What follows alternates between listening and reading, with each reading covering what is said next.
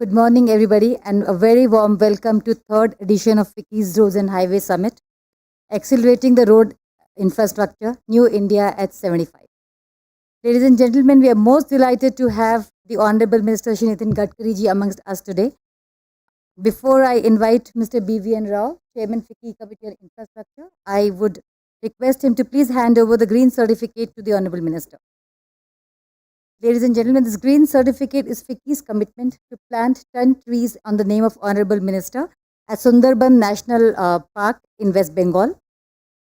In keeping with the sustainability initiative at Ficki, instead of giving a bouquet of flowers to our dignitaries, Ficki presents a bouquet of trees to our Honorable Minister.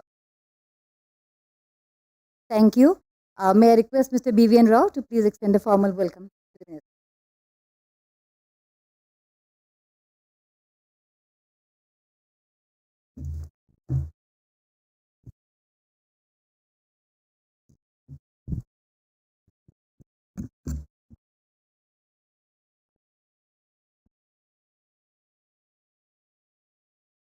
Thank you, Nirja ji.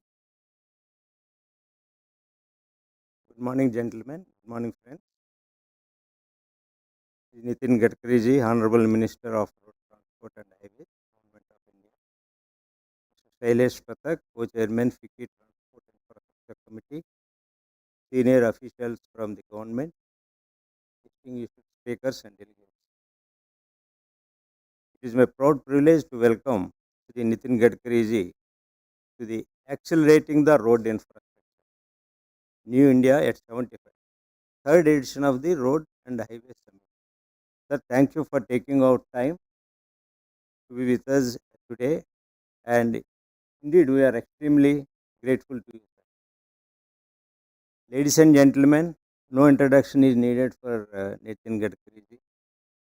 He is the man of action, implementation and resolution. This is what the third point is very important for us to sustainable growth. And I am happy to report that the National Highway Authority of India has recently created Guinness World Record by successfully completing construction of 75 kilometers of continuous bituminous concrete road in a single lane in less than 5 days. It is a remarkable event, and it is in line with the target of 100 kilometers per day Mantriji has kept for himself and to all of us to achieve in the next time. This year, when the country is celebrating Azadi Ka Amrut Mahotsav, it is infrastructure that will surely be recognized as a major hallmark in country's list of achievements. Infrastructure development will continue to be the key to achieve developed India by 2047 as envisaged by Prime Minister recently. The government has taken several new initiatives to support the business and accelerate the pace of construction in the industry. To name one of the major ones, Government of India has planned 26 green express highways, which are expected to be constructed by 2024. I was told foundation stone for some of these projects have been laid recently, and these new expressways will reduce the travel time as well as the distance between main transport hubs, and it will help bringing down the logistic cost at least by 10%. I would also like to highlight the initiatives of Government of India to improve the commuter experience on national highways for both passengers as well as the truckers. Government is planning to remove toll plazas at highways in due course by toll collection based on the distance traveled by a vehicle on a particular highway using the satellite navigation system or the number plate system premeditated by new technology.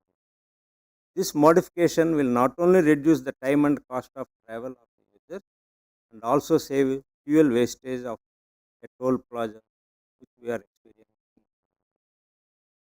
This will enhance India's potential in developing world-class road infrastructure and focus on the aspect like sustainability, automation in construction, investments in digitization, road safety, which is one of the important aspect always Gadkari ji brings in every session we all have. And most importantly, harmony between the private and public sector. This is very important because while public investment by government will be a catalyst, but multiplication will happen with the private investment. Sir, this year at Piki we are celebrating its 97th year of existence, sir. We continue to remain committed on being a bridge between the private sector and the government and support the initiatives taken up by the government of India and developing India's vision of achieving economic, infrastructure, and an overall development from an industry perspective. I would also like to extend a warm welcome to all the eminent speakers from government, financial institutions, and public private sector. This summit will essentially focus on some of the forthcoming trends and technologies that have a vision of making India efficient in management and operation of the highways. It will bring about a world-class road infrastructure through a digitized and automated road construction industry. We aim to create an active platform for exchange of ideas, experience, and best practices among the policymakers. I am confident that there would be some thought-provoking and engaging discussions during the various sessions of the summit today. We encourage the delegates to be productive and healthy discussions. We hope to again insights, direction, and some concrete outcomes with the deliberation. And Vicky will make note of key takeaways with this from this summit and present it to the ministry for their review. Once again, a very warm welcome to all of you. I wish the discussions at this summit turn out to be as fruitful as possible. Thank you all.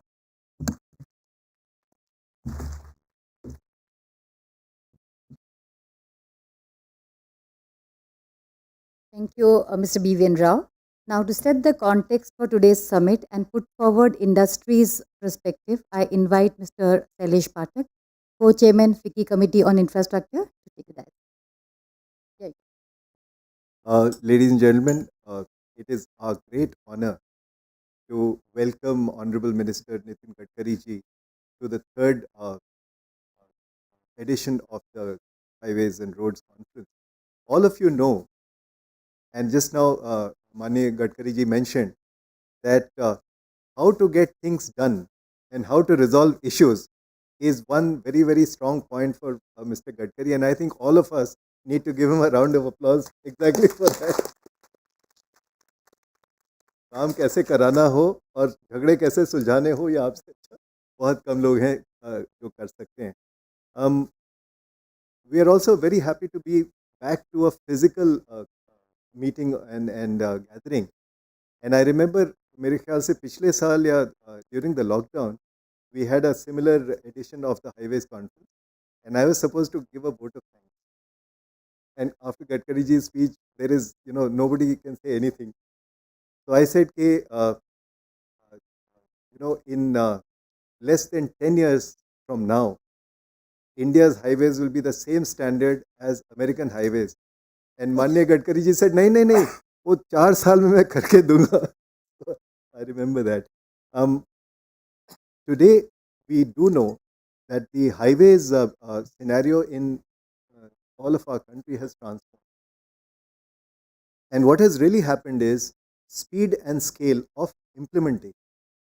बातें तो बहुत कुछ लोग कर लेते हैं, काम कैसे जल्दी हो सकता है. And the major change that under Honorable Minister's leadership has happened is पहले हम लोग 2 lane को 4 lane करते थे, 4 lane को 6 lane करते थे. Now we are making expressway, and the Delhi-Mumbai expressway will be ready in a few months from now.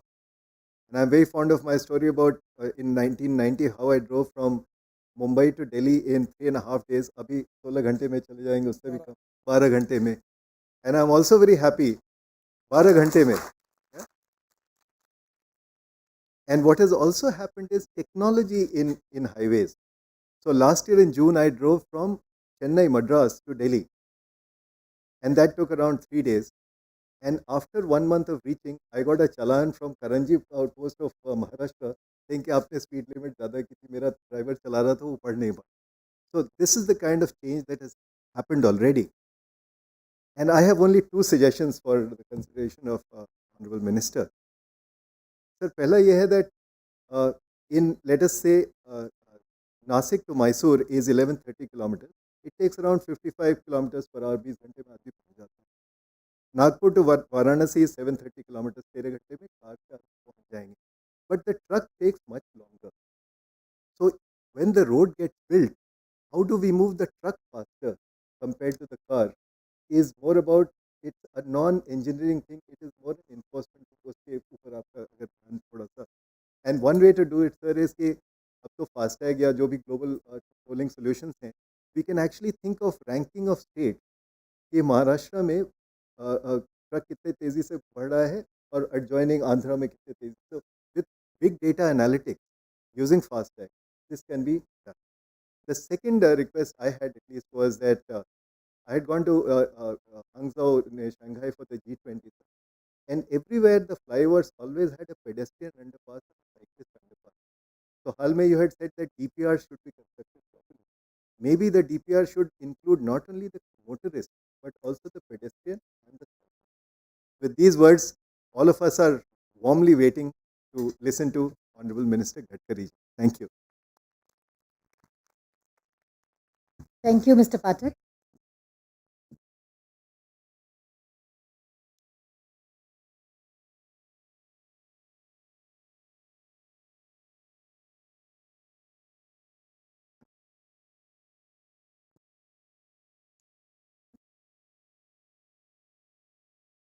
Mr. Bhiven Rao, Chairman FICCI, Transport Infrastructure Committee, Mr. Shailesh Pathak, Co-Chairman, distinguished dignitaries, members of FICCI, colleagues from industries, and all my dear friends. It's really a pleasure for me to interact with you because sometimes I get a lot of good suggestions from your side. So very thankful to FICCI for giving me opportunity. The Indian highway network is one of the important network in the world. We are the second highest in the world. India, we have got 64 lakh kilometers of road network. The national highway length is only 1.47 lakh kilometers, that is 2.3%. And 70% of the cargo and 90% of passenger traffic is on highway. Fortunately, this is the time for the country that we need to expand our national highway network. And our idea is to, before end of 24, we will take it to 2 lakh kilometers. Already, Finance Minister has declared in the budget about the increasing of the national highway network in the country. The flagship program, which is very important, that is Bharat Mala Pariyojana. The total NH constructed in last 8 years is 78,000 kilometers. The total capital investment of rupees 15 lakh crore for a length of 43,000 kilometers in both the phases. This is the approximately, but my estimate is it will go up to 20 lakh crore. So there is a huge opportunity for investment. In budget 22-23, our NH network will be extended by 25,000 kilometers. This was declaration from the Finance Minister. And we want to take it up to 2 lakh. So before 24, end of 24, it will be 2 lakh. Current logistic cost in the country is 14 to 16. And in the European countries and the USA, it comes to 12%. And China, somewhere it comes to 8 to 10%. And somewhere, some part of the India, it can go up to 18%. So regarding our export, our trade and business, most important challenge for the industry is that how we are going to reduce our logistic cost. That is the most important. And my target is to take it up to the 10%. It can be possible with your cooperation. because our first priority is for waterways, second priority for railway, third for road, and fourth for aviation. So when I was a shipping and port minister, we developed a lot of waterways. Varanasi to Haldia, 1,350 waterways is developed. Then from Haldia, the Bengal Sea is there. The Brahmaputra dredging is completed. Even at that time, with the request of Prime Minister of Bangladesh, we have go up to the Mungli, 250-kilometer Brahmaputra in Bangladesh, and complete the dredging. We have completed dredging in Barak River. Then already we have the seashore is available. And now 12 major port and 200 minor port. Where I will request all of you that if you can plan for taking water transport, it is going to reduce the logistic cost. So we need an integrated approach. I understand that 100% water transport cannot be possible. So by going by a road, if the cost, for example, is 10 rupees, going by railway is 6 rupees, going by waterways is 1. So this is very important, and I will request you that the PK should plan that how we can utilize the waterway, how we can increase the water transport. That can be possible. We have Suzuki factory in Gurgaon, and we have other automobile brands available in Chennai. By Roro, Ropax, by special ships, we can take cars from Hyundai and other company which are available in Chennai, Kandla, and by Kandla, by railway ticket to Punjab, Haryana and Delhi. And the same thing, from Maruti Suzuki car, we can take it here, we can take it to Chennai. Ashok Leyland factory. So I feel that this can be possible. This is win-win for all the stakeholders. The other important thing is with fuel. This is one of the very important subject touching to my heart. मैंने तो तय कर दिया कि diesel और petrol को खत्म ही कर देंगे और ये हो जाएगा. ये कोई कठिन नहीं है, ये कठिन है पर असंभव नहीं है. Just you take the example, if you can go for LNG as a fuel for truck. If you are spending 100 rupees on diesel, cost for LNG is 40. Now one of the company in Gujarat, they have already manufactured LNG truck, and their capacity is for 1600 kilometers. With the 10 LNG pump station, they will manage whole country, and your cost of diesel will be reduced by 40%. Now we have the consumption of 4,000 crore liter of diesel for generator set. I will request the people of Piki that because of my individual persuasion, now Kirloskar has given me the generator 100% on bioethanol. The ethanol cost is 60 rupees, diesel cost is 110 rupees. And we are spending 4,000 crore liter of diesel for these IT towers generators. Then we are using in construction equipment machinery, we are using diesel. Once I requested to Mr. J, the MD of JCB, to make the JCB on CNG. I have my own tractor on bio CNG. Now we have 5 plants in Punjab and Haryana. They are making bio LNG and bio CNG from rice straw. It is popularly known as parali. The biggest problem for pollution. And 5 ton of parali is giving 1 ton of CNG or LNG. It's a successful experiment. In the Panipat, Indian Oil has started the project where they are making 150 ton of bio-bitumen from parali per day and 1 lakh liter of bioethanol. So now in Assam, availability of methanol is there. The Assam Petroleum is making 100 ton of methanol per day. Methanol rate is 22 rupees per liter and diesel is 110 rupees per liter. If you can convert your all truck transport and buses in Assam and Northeast methanol, will reduce the cost and pollution. Methanol is available there. Already government has started adding of 15% methanol in diesel in North. So these are the lot of things. Even now we are going for hydrogen. This is the fuel for the future. We can use sewage water, and from sewage water we will make that clean water from that. And For the solid waste management, we need segregation.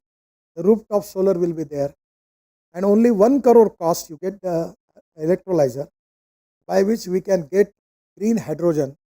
And my idea is to take the cost of green hydrogen with $1 per kg, and it will have a capacity of 450 kilometers per kg. I have got hydrogen, beautiful, well, and this is the future. So ethanol, methanol, biodiesel, bio-LNG, bio-CNG, and electric and green hydrogen is the alternative fuel. It is import substitute, cost effective, pollution free, and you can save your logistic cost. And where now for electric car, now there is a waiting list. People are coming to me to please give your letter that we will get out of turn electric car.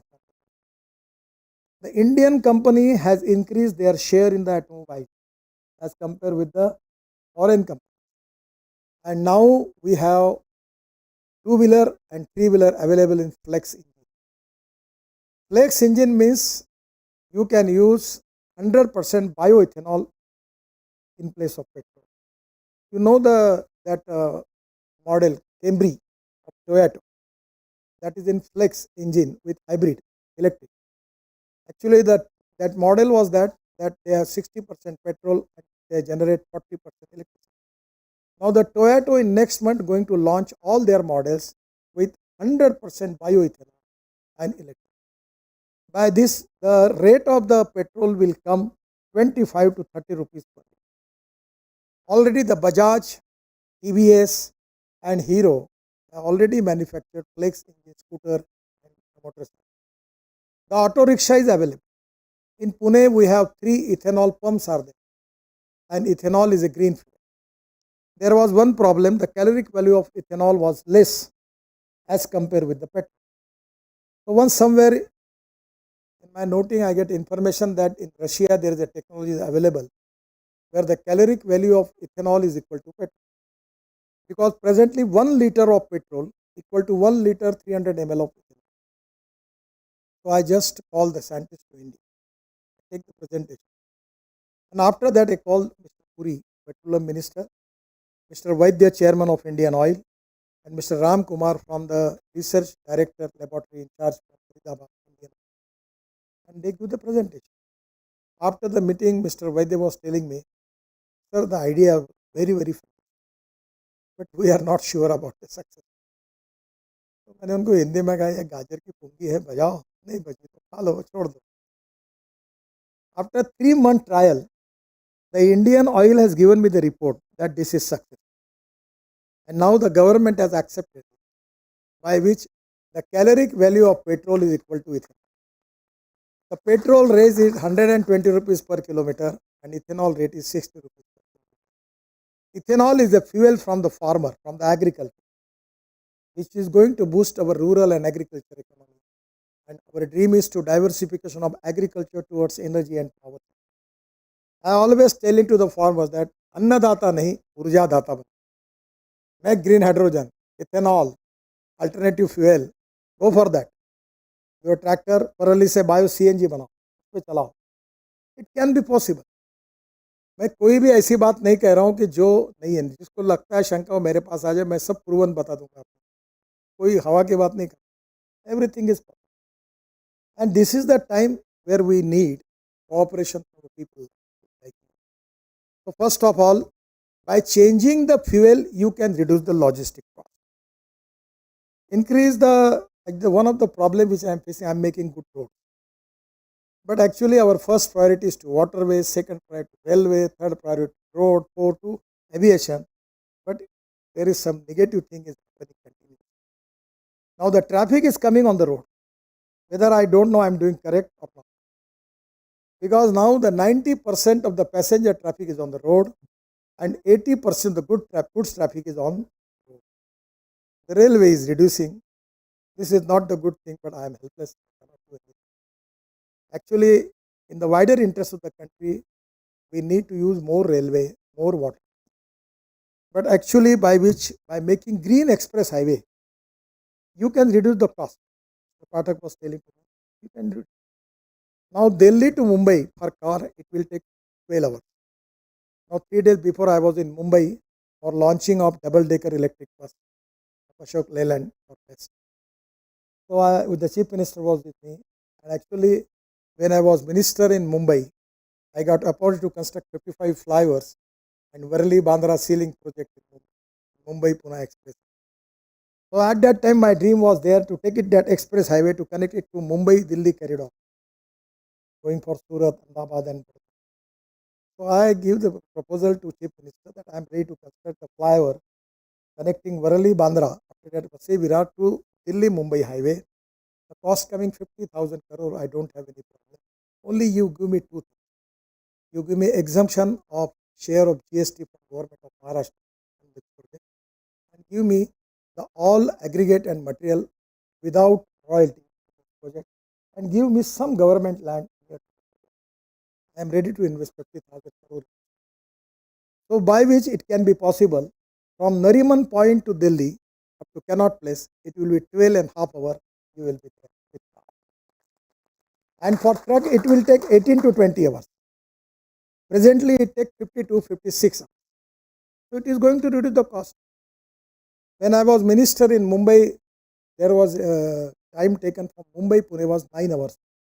Now it is 2 hours. Some people are coming in 1.5 hours. So now we are making the road of the standard that from Delhi to Dehradun 2 hours.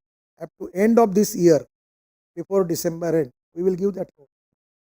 Delhi to Dehradun 2 hours, Delhi to Haridwar 2 hours, Delhi to Chandigarh 2.5 hours, Delhi to Jaipur 2.5 hours, Delhi to Amritsar 4 hours, Delhi to Katra 6 hours, Delhi to Srinagar 8 hours, and Delhi to Jaipur, Delhi to now this Meerut.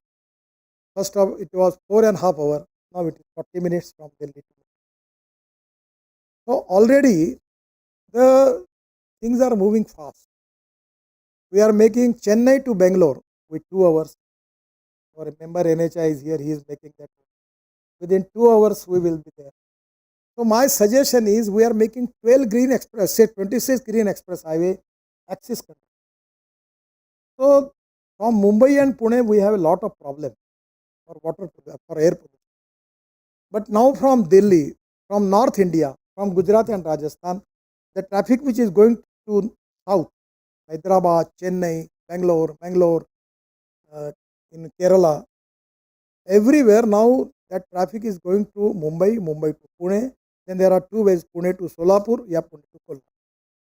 But now we are making green express highway from Surat. That's Surat to Nashik, Nashik to Ahmednagar, Ahmednagar to Solapur, and Solapur to Bijapur, and it going up to south everywhere, Hyderabad, Chennai, Bangalore, you can go by. You don't need to go for Mumbai and Pune.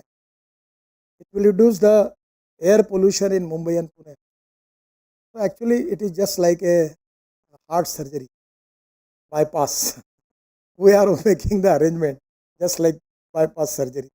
Where the traffic density is high, we are making the green express. So 100% it is going to reduce the cost. Because of Bharatmala and green express highway, our expectation that we can reduce the logistic cost by 3%. So this is very important. We have already making the highway. I don't want to elaborate it because you can see you can go anywhere in India. You can go to Kashmir, Ladakh, Leh, Northeast, Arunachal, Meghalaya, Tripura, any north side, south side, everywhere there are a lot of development in highways going on. But regarding this Delhi also, this is very important because Delhi is facing the problem of pollution. We are making greenfield corridors 27, express highways 5 numbers, and access control corridors 22 numbers. And that by which the total capital cost is the length of 10,000 kilometers. The cost is coming approximately 6 lakh. Delhi Mumbai 1,400 kilometers is 1 lakh crore. Ahmedabad Dholera 110 kilometers 4,200 crores. Delhi Amritsar Katra 670 kilometers 40,000 crore. Bengaluru Chennai 262 kilometers 17,000 crore. Kanpur Lucknow 63 kilometers 4,100 crore.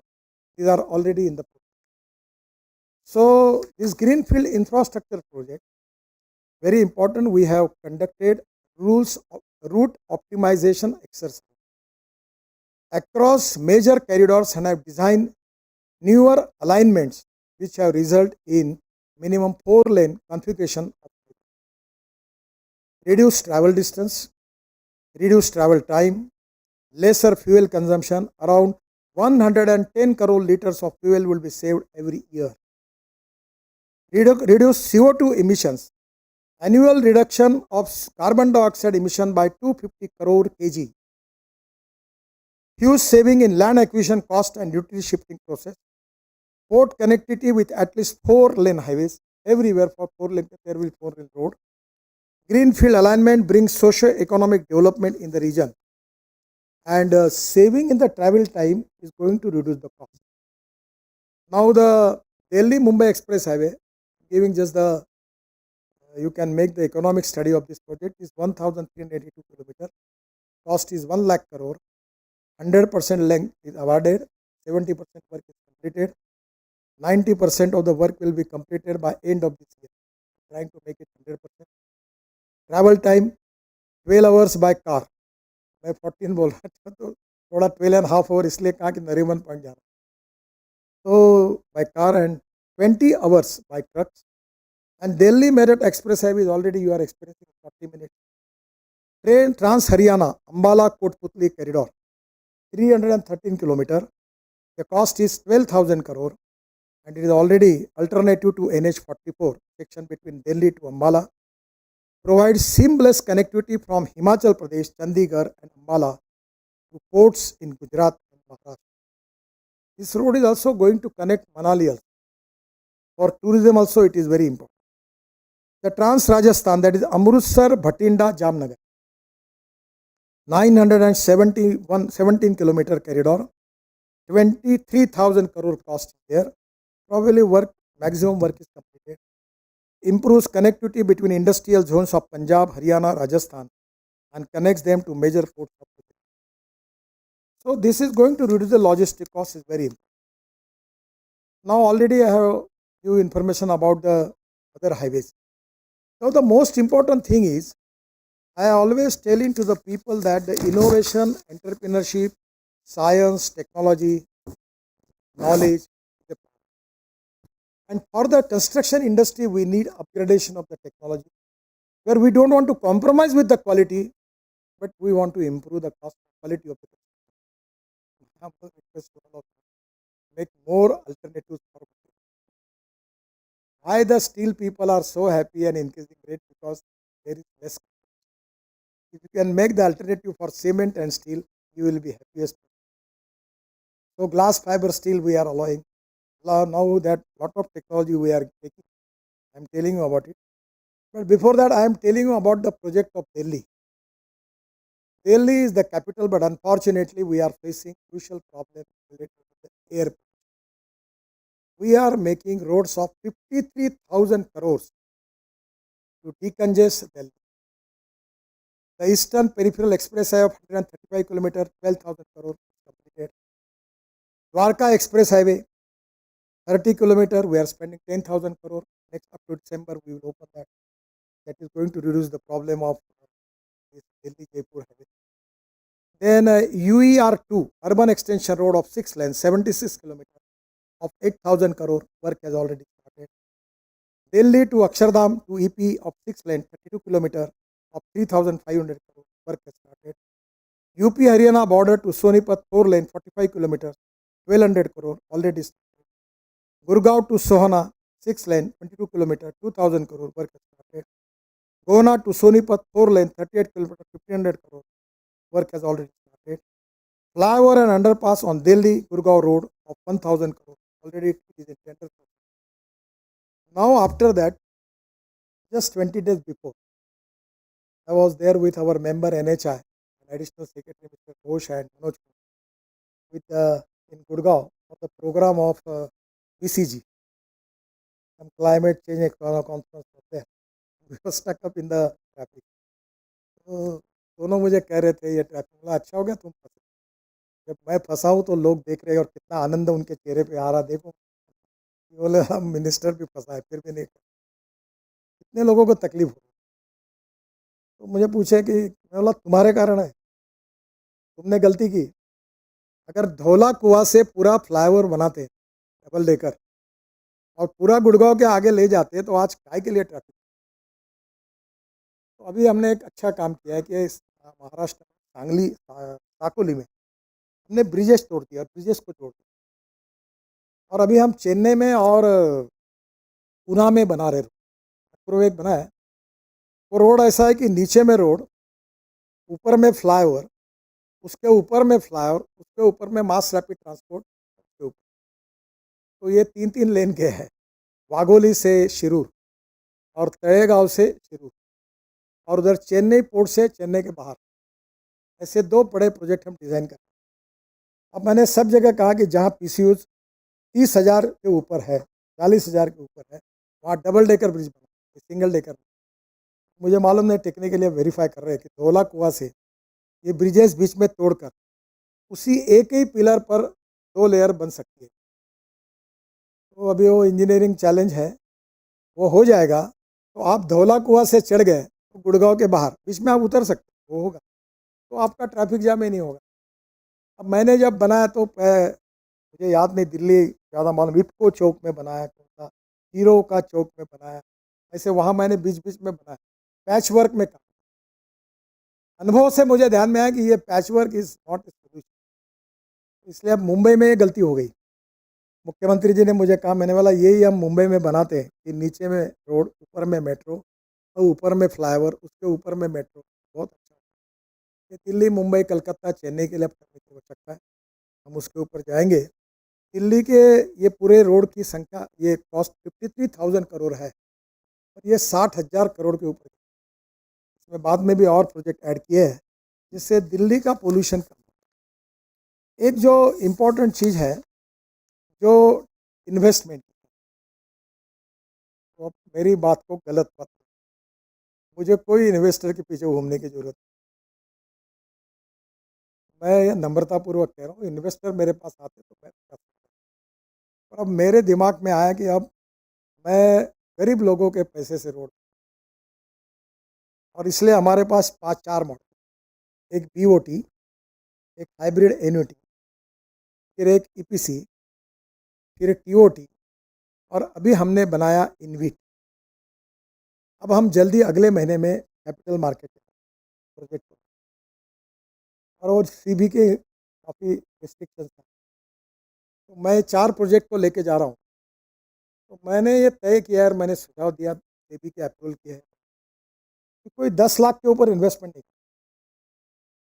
और we will assure him return 7 to 8%।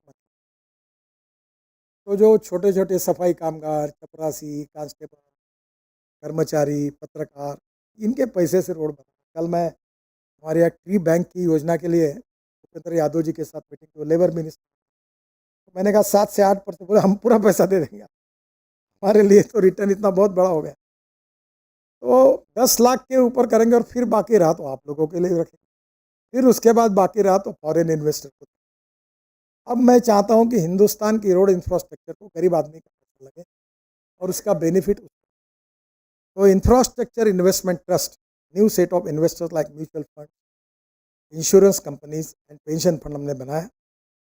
We are formulating the new model to allow small investor to invest in infra project. We will soon list InvIT on stock market so that retail investors can trade units of InvIT, offering an opportunity to the common citizen, poor people with low and middle income to invest in the infrastructure project through InvIT, assuring 7 to 8% monthly return. This is very important. कि bank के deposit पर batch कम होते जा रहा है, जो retired लोग हुए उनके सामने समस्या। Going for capital market and try करेंगे, अब ये ट्राई एंड एरर मेथड है, तो 10 लाख का शेयर पर पर्सन कोशिश कर रहे हैं। In the near future, NHI shall be monetizing various road assets through a mix of InvIT and toll operated transport (TOT), which shall provide returns to both institutional and retail investors. अब BOT भी बढ़ाएंगे। BOT इसलिए नहीं बढ़ाया कि बीच में सब ICU में थे वो बोले हम अब पीओटी कैसे भरें। थोड़ी तबीयत सुधरी है, आईसीयू के बाहर आए, कम से कम 30-40 लोग होंगे तो कंपटीशन होगी, 4-5 लोग होंगे तो कार्टेल कर लेते, होटल में बैठ के तय कर देते कि किसने कितने लेना। तो प्रॉब्लम आता। तो अभी एक 20-25 लोग अगर बीड करने वाले आएंगे तो हम निश्चित रूप से ये बीओटी भी प्रायोरिटी देंगे। एक अच्छी योजना हमने बनाई और उसमें आप लोग भी सहयोग। वैसे मैं रोड वाला नहीं हूँ, मैं एग्रीकल्चर में ही मैं काम करता हूँ, एग्रीकल्चर ही मेरी पैशन है, वो में ही काम। तो हम, मेरा एक एनजीओ है, मैं 13 साल से, उसको भी वर्ल्ड अवार्ड भी मिला। तो हमारी थीम है दौड़ने वाले पानी को चलने के लिए लगाओ, चलने वाले पानी को रुकने के लिए लगाओ, और रुके हुए पानी को जमीन को पीने के लिए। गाँव का पानी गाँव में, खेत का पानी खेत में, घर का पानी। और इसमें हमने बहुत काम किया। थोड़ा सा मैं जियोलॉजी जानता हूँ, कुछ रॉक ऐसे होते हैं जो पानी नहीं, जियोलॉजी में जियोलॉजी, जियोफार्मोलॉजी, मिनरोलॉजी, थोड़ा बहुत मुझे भी मौका मिला। तो वो रॉक्स के फॉर्मेशन पर एक मोहा स्केल ऑफ हार्डनेस है, talc, gypsum, calcite, apatite, orthoclase, quartz, corundum, diamond. The diamond is suppose to be the hardest metal. तो हम लोग क्या करते हैं, खुदाई करते नदी नालों, और जब तक पानी पीने वाला स्टार्टा नहीं लगता, रॉक नहीं लगता, तब तक नीचे जाता। ये प्रॉब्लम आप लोग नहीं समझोगे, ये हम अनुभव कर रहे हैं। मेरे यहाँ विदर्भ में, महाराष्ट्र में 10,000 किसानों ने, मेरे खेती में आंध्र, तेलंगाना, कर्नाटक, तमिलनाडु, महाराष्ट्र, उड़ीसा, छत्तीसगढ़, राजस्थान, गुजरात, पानी का प्रॉब्लम। मैं 48 रिवर कनेक्टिविटी प्रोजेक्ट मैंने बनाया, 19 डीपीआर तैयार किए। और रिवर कनेक्टिविटी योजना को मैंने कहा ये इन्वायरमेंट वाले बहुत तकलीफ देंगे, इसको रिवर कनेक्टिविटी मत बोलना, इसको बाढ़ प्रोटेक्शन योजना। जब वो इकोनॉमी के लिए वायबल है, एक बार आप पीके में ये भी करिए। अभी ये पंचेश्वर है नेपाल में, 10 दिन पहले नेपाल के उप प्रधानमंत्री मेरे पास, मैंने कहा मैं आपको समझाता हूँ अनऑफिशियली, आप देख। पंचेश्वर के लिए 50,000 करोड़, 6,000 मेगावाट पावर होता। मैंने बोला आधा पैसा लैंड में तुम हो, तुम दे नहीं पाओगे, तुम्हारे लिए सब भारत सरकार करेगी, ऐसा प्रपोजल दो और आप 2,500 मेगावाट पावर लो। नेपाल को पावर कितनी लगती है, 2,500 मेगावाट, पूरी पावर आप ले लो 2,500 मेगावाट, उसका इनकम ही आपको मिल जाएगा।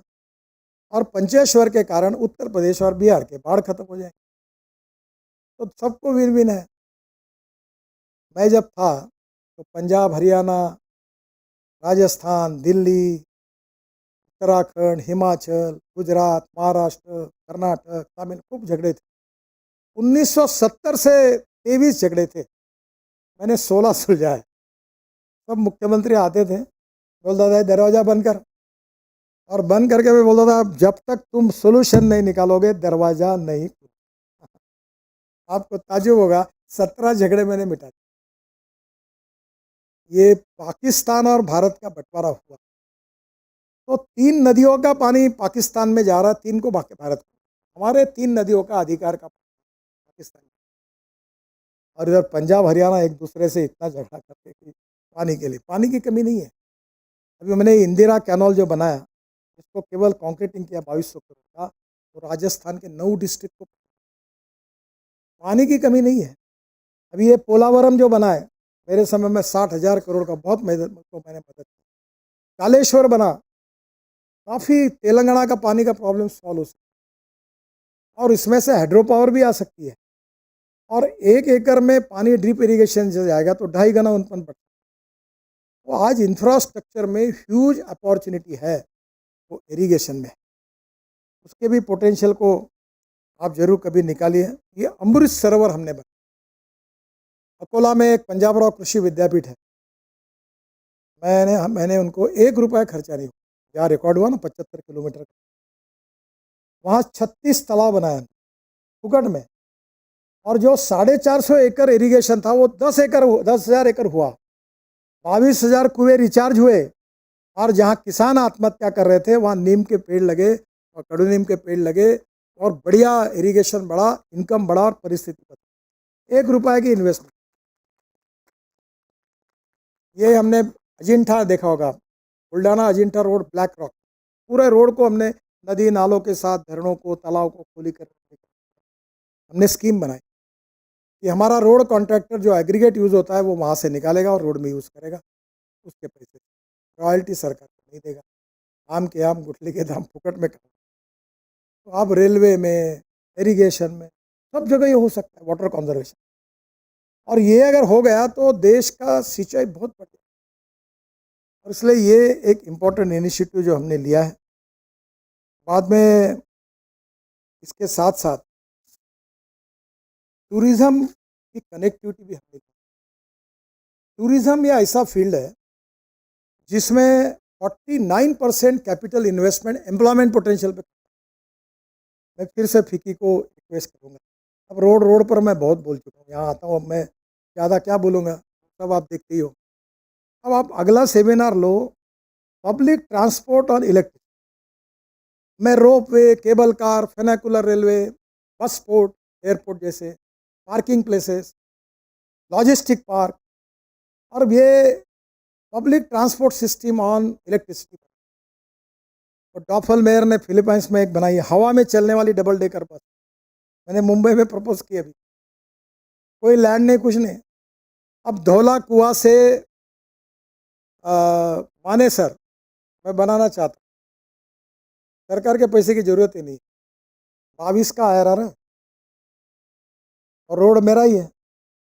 वो हाइपर लूप वाले मिले तो मैंने बोला आओ ना, आपको बुलेट ट्रेन बनाना हाइपर लूप है, मैं 24 घंटे के अंदर लैंड देता हूँ दिल्ली मुंबई, आप करो।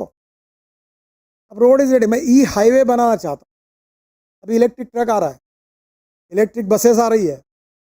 अब 6 महीने में देखो 50,000 बसेस हिंदुस्तान में आएंगी, डबल डेकर बसेस आएगी, लग्जरी बसेस यूरोप की जैसी इलेक्ट्रिक। तो उसमें ये रोप वे, केबल कार, अभी 165 प्रपोजल मैं मंजूर कर रहा हूँ। कॉन्ट्रैक्टर नहीं, जॉइंट वेंचर नहीं, टेक्नोलॉजी नहीं, make in India, made in India, इसमें आप आओ, बहुत से वर्ल्ड की टेक्नोलॉजी को ले आओ, और इसमें कितना बड़ा काम हो सकता है। इससे टूरिज्म बढ़ेगा। अभी हम राम वनगमन मार्ग 258 किलोमीटर 5,000 काम चालू किया। राम जानकी मार्ग और 436 किलोमीटर 2,000 करोड़ यूपी और बिहार में काम चालू हो गया। ब्रज कोसी, ये मथुरा में हम लोग जो प्रदक्षिणा होती है, वो 84 कोसी परिक्रमा मार्ग 235 kilometre 4,000 crore start. Ayodhya ring road 67 kilometre 4,500 crore start हो गया। बुद्ध सर्किट, पूरे वर्ल्ड के बुद्ध, भगवान बुद्ध हमारी विरासत, ये उत्तर प्रदेश और बिहार में सब स्थान है। और ये बुद्ध सर्किट में हमने 419 करोड़ 20,000 करोड़ का लगभग कंप्लीट किया। पूरे south east Asia, Indonesia, Malaysia, China, Thailand, इतने टूरिस्ट आते हैं। वाराणसी इंटरनेशनल एयरपोर्ट बन गया। तो ये बुद्ध सर्किट, 4 धाम प्रोजेक्ट, पूरे साल भर आप जा सकोगे। बद्रीनाथ, केदारनाथ, गंगोत्री, हमने वहाँ रोपवे का भी काम शुरू कर। और वहाँ कितने होटल्स, रेस्टोरेंट्स 3 गुना बढ़ेंगे। मैं अभी चुनाव के प्रचार के लिए गया था, मुख्यमंत्री के कॉन्स्टिट्यूशन में था। उन्होंने बड़े अभिमान से कहा, नितिन जी आपको पता नहीं हमारे यहाँ कितने भाषण 12 फ्लाइट्स आती है रोज। भाषण में चिंता मत कर, दिसंबर के बाद एक भी फ्लाइट। अब मुंबई से पुणे 10 फ्लाइट आती थी जेट एयर इंडिया, अब एक भी नहीं आती है, क्योंकि 2 घंटे में देहरादून जाएंगे तो यहाँ से एयरपोर्ट जाओ 1 घंटा, फिर वहाँ 1 घंटा बैठो, फिर जाने के लिए 5 घंटा, फिर घर जाने के लिए 1 घंटा, 5 घंटे के बजाय 2 घंटे में घर पहुँचेंगे तो कौन जाएगा। तो आने वाले समय में होटल्स, रेस्टोरेंट्स, रिसोर्ट्स, ये सब वहाँ बढ़ेंगे। ये प्रोजेक्ट भी अभी चालू। महाराष्ट्र में हम पालखी मार्ग बना रहे हैं, देहू आळंदी, 12,000 करोड़ का, काफ़ी काम 570 करोड़ पूरा हुआ। फिर कैलाश मानस सरोवर थ्रू पिथौरागढ़ 90% काम पूरा हुआ। -6 डिग्री और -8 डिग्री में मिग 26 के हेलीकॉप्टर से मशीन वहाँ लेके गए। बहुत कठिन, बहुत ही प्रतिकूल स्थिति में है। मैं तो हेलीकॉप्टर से भी जाने की हिम्मत नहीं करता, क्योंकि मुझे ऑक्सीजन के बारे में बहुत डर लगता है। आज वहाँ हमारे लोग काम कर रहे हैं। जुआरी ब्रिज गोवा का, आप देखो जरा, इतना सुंदर बना, उसके ऊपर व्यूअर गैलरी बना, और कैप्सूल लिफ्ट से ऊपर जाएंगे, पूरा गोवा दिखे। State of art project.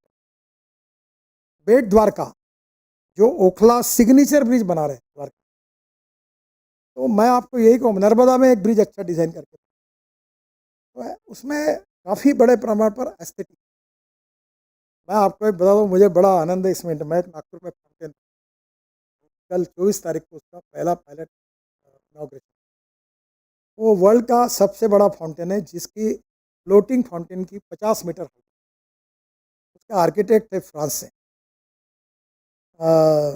उसके पंप आए टर्की से, उसका संगीत है A R रहमान का, उसकी अंग्रेजी कमेंट्री है अमिताभ बच्चन की, उसकी हिंदी कमेंट्री है गुलजार की, मराठी कमेंट्री है नाना पाटेकर की। 5 ऑस्कर विजेता उस पर काम कर रहे हैं। और आपको ताज्जुब होगा कि 4,000 लोगों की गैलरी बनाई है। और उसके म्यूजिकल है, और रेवती करके एक तमिल तेलुगु फिल्म की अभिनेत्री थी, उसको मैंने काम दिया था। इतना सुंदर काम किया है उन्होंने। State of art project. उसके बाजू में मैंने 12 मंजिले बिल्डिंग बनाई, 1100 गाड़ियों का ऑटोमेटिक पार्किंग, और तीसरे मंजिले से 30,000 स्क्वायर फुट का फूड मॉल, 12वें मंजिले पर 4 मल्टीप्लेक्स, और 13वें मंजिले पर रिवॉल्विंग रेस्टोरेंट। फिर मैं गार्डन बना रहा हूँ। देखो, जिसको इंटरेस्ट है वो करता है, मुझे खास है, मैं करता हूँ। मैंने वो अपने MP फंड से 50 लाख रुपए दिए, तो पूरे देश से मैंने फ्लावर इकट्ठा किया। 265 जातियों के कमल के फूल है, वो तेलंगखेड़ी बगीचा है, उसको मैं कमल का गार्डन, 265, 350 जातियों के अभी तक गुलाब कलेक्ट किए, ग्रीन हाउस तैयार किया। और वहाँ बहुत बड़ा, जैसे आप वैनकोर में गए होंगे, वो बुचर्ड गार्डन देखा, दैट इज माई इंस्पायर, ऐसे गार्डन 350 प्रकार के गुलाब डेवलप किए। और मैंने कहा कि लोग 100 रुपये का टिकट निकाल के आने चाहिए, फोकट मत देखो। और इतना सुंदर बनाया कि नेचुरली हम टाइगर कैपिटल है। तो जो नागपुर आता है अभी टाइगर देखना, तो एक एक दिन 8-8 टाइगर देखते ताड़ोबा में। तो टाइगर देखने के लिए रोज खूब लोग आ रहे, मतलब ये सब फाउंटेन देखते। तो टूरिज्म ये बहुत इंपॉर्टेंट। लोगों को केवल रेस्टोरेंट चाहिए, वॉशरूम्स चाहिए, पार्किंग प्लेसेस चाहिए, क्लीननेस। अगर इतना भी हुआ तो इस देश का टूरिज्म इतना बढ़ेगा, नॉर्थ ईस्ट का भी बहुत बड़ा है। इसमें एम्प्लॉयमेंट पोटेंशियल है, और आप जरूर इसके ऊपर विचार करो। एक इम्पॉर्टेंट चीज़ है कि टेक्नोलॉजी में ये बिटुमिन रोड कैसे भी बनाओ, 2 साल में। एक अल्ट्राटेक में रिटायर्ड हुए टेक्निकल डायरेक्टर, उन्होंने एक वाइट टॉपिंग की टेक्नोलॉजी लाई। तो मैं भी अभी, कल मेरी मीटिंग है हमारी सेक्रेटरी के साथ, तो कहने वाला हूँ कि ये क्या है, ये सीमेंट वालों ने कार्टेल करके मेरा गुस्सा आया, तो मैंने इनको बंद किया, तो मैं कॉन्क्रीट, और मैं बोला अल्टरनेटिव मटेरियल ढूंढो, इसका लेवल कम करो ताकि इनका सीमेंट कम। तो अभी हम लोग 8 इंच का वाइट टॉपिंग, और उसमें रबराइज बिटुमिन को, उसका सरफेस बिटुमिन सरफेसिंग करेंगे। तो मुझे लगता है ये 25 साल कुछ नहीं होगा इसका। हम लोग 20,000 करोड़ साल के मेंटेनेंस के लिए खर्चा करते हैं। और मेंटेनेंस एक ऐसा विषय रहता है जिसमें नेता भी खुश होते हैं, अधिकारी भी खुश होते हैं, और बार बार मेंटेन करने में बड़ा आनंद है। नुकसान जनता का होता है। अभी ये परमानेंट रोड बनाना चाहिए, उससे कुछ लोग नाराज होते, ठेकेदार नाराज होते, हमारा धंधा खत्म। और ये बनाया तो 25 साल, मैंने नागपुर में पूरे कॉन्क्रीट रोड, 25 साल कोई गड्ढा नहीं। मुंबई पुणे हाईवे बनाया एक्सप्रेस, ये अब यहाँ कोई गड्ढा नहीं है, 25 साल हुए। मुझे लगता है कि ये टेक्नोलॉजी का हम उपयोग कर रहे हैं। बाद में बहुत से वर्ल्ड रिकॉर्ड हुए, उसके बाद तो मैं कुछ कहूँगा नहीं। एक और इम्पॉर्टेंट चीज़ जो है, हम लोग जो टनल कर रहे हैं, वो टनल केवल हम 2 लाख करोड़ की टनल। मुझे लगता है कि इसके ऊपर आप अलग से एक बार करो। मैं चाहता हूँ इंडियन कॉन्ट्रैक्टर, इंडियन मशीनरी, और इसमें हमने जो टनल बना रहे हैं, उसमें जोजिला टनल में 5,000 करोड़, वो एसोसिएम जो है, वो आपकी पैरेलल दूसरी कोई ऑर्गेनाइजेशन है, वो आप में भी मुझे मालूम नहीं रिलेशनशिप कितनी अच्छी रहती है, कॉम्पिटिशन होती है। उन्होंने बहुत काम किया मदद की। अब जोजिला, झेड़मोर, सिकियारा, ट्विन टनल विथ उन्हीं नालान, केवल 60,000 करोड़ की टनल तो कश्मीर। और आने वाले समय में ये जो 24 टनल्स है, 34 टनल्स है, 93 किलोमीटर की, वो अंडर कंस्ट्रक्शन है। 15 टनल 40 किलोमीटर की ऑपरेशनल है और टोटल 282 किलोमीटर 2.5 लाख करोड़ के हम टनल बना रहे हैं और 2024 तक के काम शुरू करेंगे। और 24 टनल जो है 149 किलोमीटर की, उसके DPR बना, मल्टी मॉडल लॉजिस्टिक पार्क बना रहे हैं 2 लाख। काफ़ी जगह हमारे पास है, 30-40 जगह हमने काम शुरू किया। जालना और वर्धा में, वहाँ हम लोग ड्राई पोर्ट थे, सैटेलाइट पोर्ट, वो भी एक्वायर। तो मेरा आपको यही सुझाव है कि हमने काफ़ी cold storage, pre cooling plant, warehouses, bus port, logistic park, उसके बाद पार्किंग प्लाजाज और रोड साइड एम्यूनिटीज 650, 70 का काम चालू हो गया है। उसमें हेली पोर्ट है, ड्रोन पोर्ट है और इसमें काफ़ी बड़े इन्वेस्टमेंट। जैसे मैंने कहा कि ये इन्फोर्समेंट कंक्रीट की जो डिस्टेंस बिटवीन 2 पियर का डिस्टेंस 30 मीटर, वो 120 मीटर तक जा सकता है। जो जो बीम है वो स्टील फाइबर में, उसको हमने भी मैंडेटरी किया। सॉइल स्टेबलाइजेशन पर हम काफ़ी बड़े प्रमाण पर प्रोत्साहित कर रहे हैं कि एग्रीगेट लेने की जरूरत है। तो मेरा आपसे ये अनुरोध है कि इनोवेशन एंड टेक्नोलॉजी को हम इंकरेज करें। शुरुआत में अड़चन आती है, पर धीरे धीरे आप भी कोई अच्छी टेक्नोलॉजी होगी तो हमें दीजिए, जो without compromise with the quality, if the cost saving is there, 100% we will. और इसलिए अलग अलग सेक्टर पर जाकर आप और अध्ययन करेंगे। तो मेरी एक इच्छा है कि इंडियन एंटरप्राइज, इंडियन इंडस्ट्री ये आगे आए, ये इन्वेस्ट करे, ये काम करे। और जो प्रधानमंत्री जी का आत्मनिर्भर भारत का सपना, इसमें हमारे रोड सेक्टर का बहुत बड़ा जिम्मेदारी है। आप सबके सहयोग से वो पूरी होगी, इसी विश्वास के साथ मैं अपनी बात को समाप्त करता हूँ। धन्यवाद।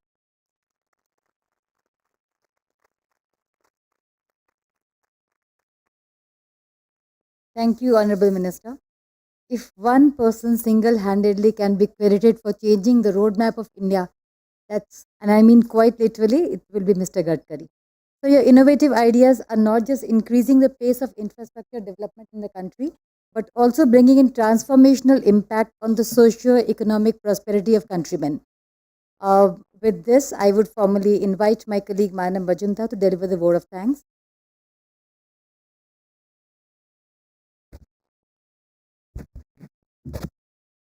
Thank you, Nitya. It's my pleasant duty to propose a vote of thanks with the insightful address by the Honorable Minister. We have just made an exciting start of the third edition of our Roads and Highways Summit.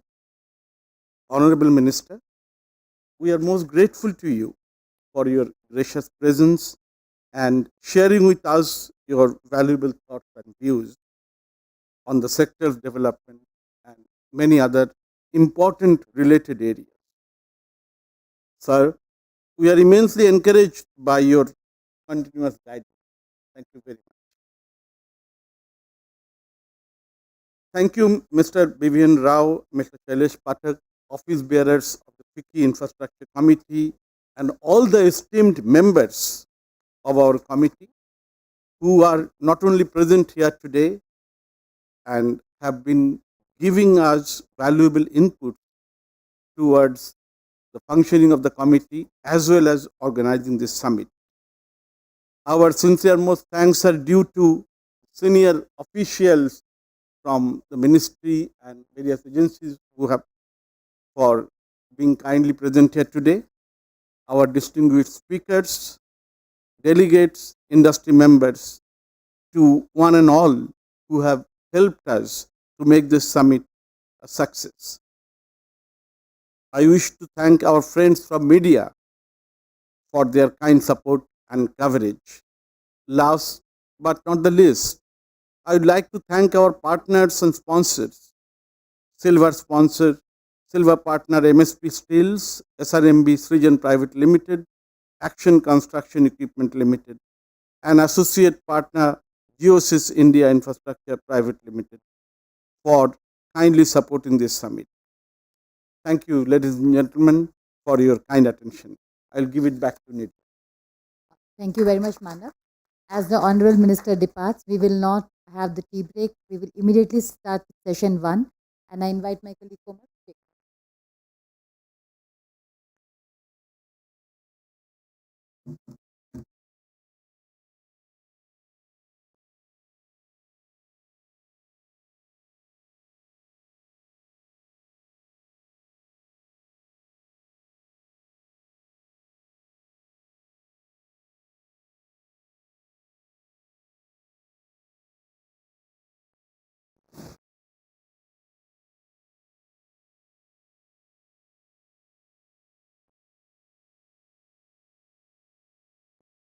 Kindly allow us 2 minutes of time for doing the session changeovers. We will not have any break and will continue for the business session 1, that is on accelerating developments of roads and highway sector, current trends, concerns and future roadmap.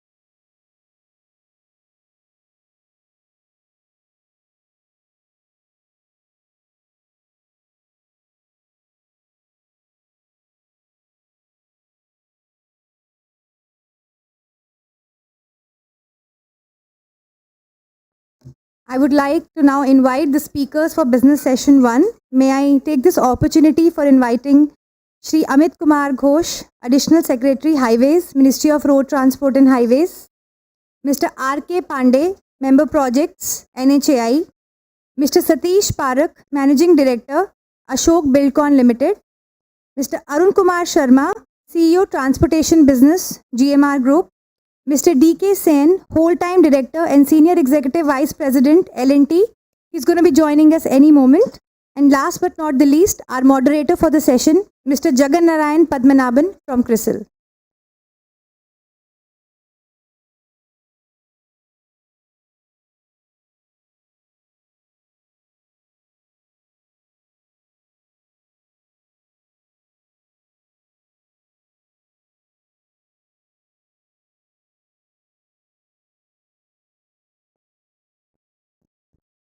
Requesting all the speakers to kindly come on the dais, please.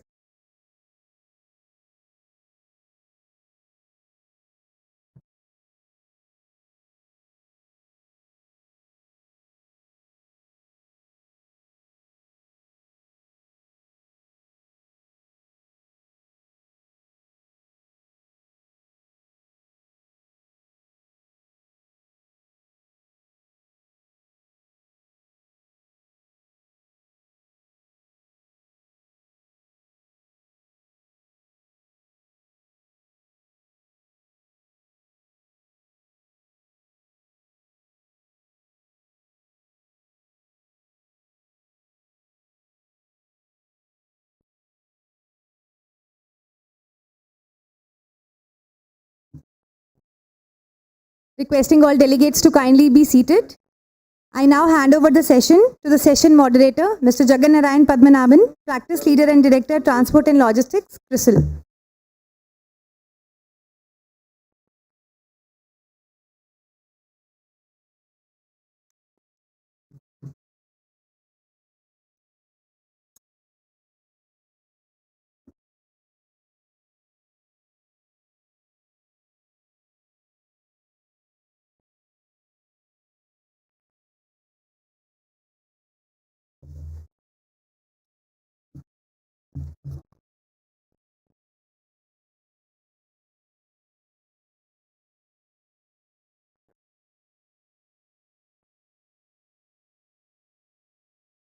Yeah, good afternoon. It's indeed a pleasure to moderate this session. But at the start, I'm going to be inviting Mr. Mr. Amit Kumar Ghosh, Additional Secretary Highways, Ministry of Road Transport and Highways, to give a special address.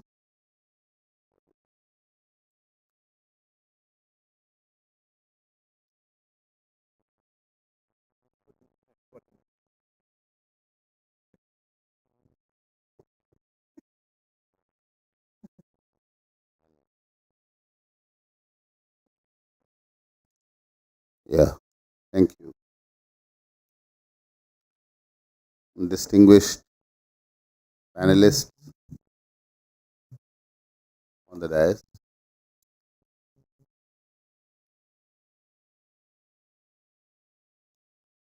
all the members and guests of FICCI who are present here. I'll just take.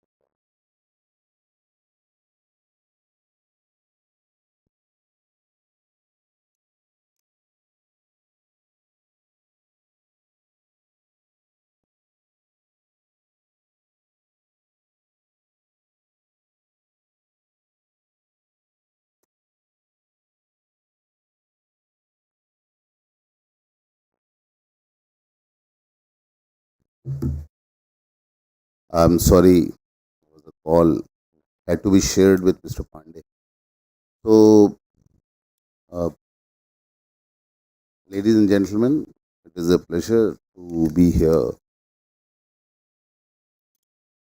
I think there is a certain degree of energy which is infectious and it has caught, uh, should I say, most of us, or at least I'll say at least many of us, which is this whole thing about this idea about Azadi Ka Amrit Mahotsav.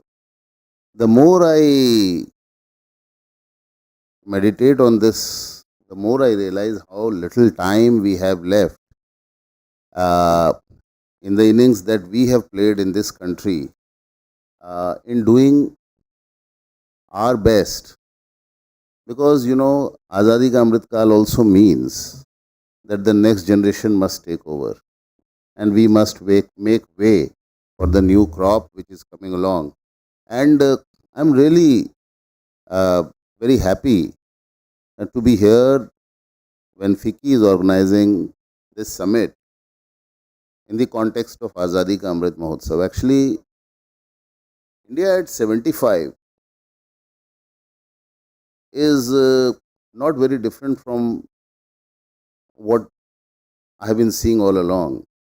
Of course, I mean, uh, I'll just tell you, I was talking to a lady 2 days ago, and she said that she had lost her father and she had to go to a place called Paheva near Kurukshetra. And she was really scared of the potholed road.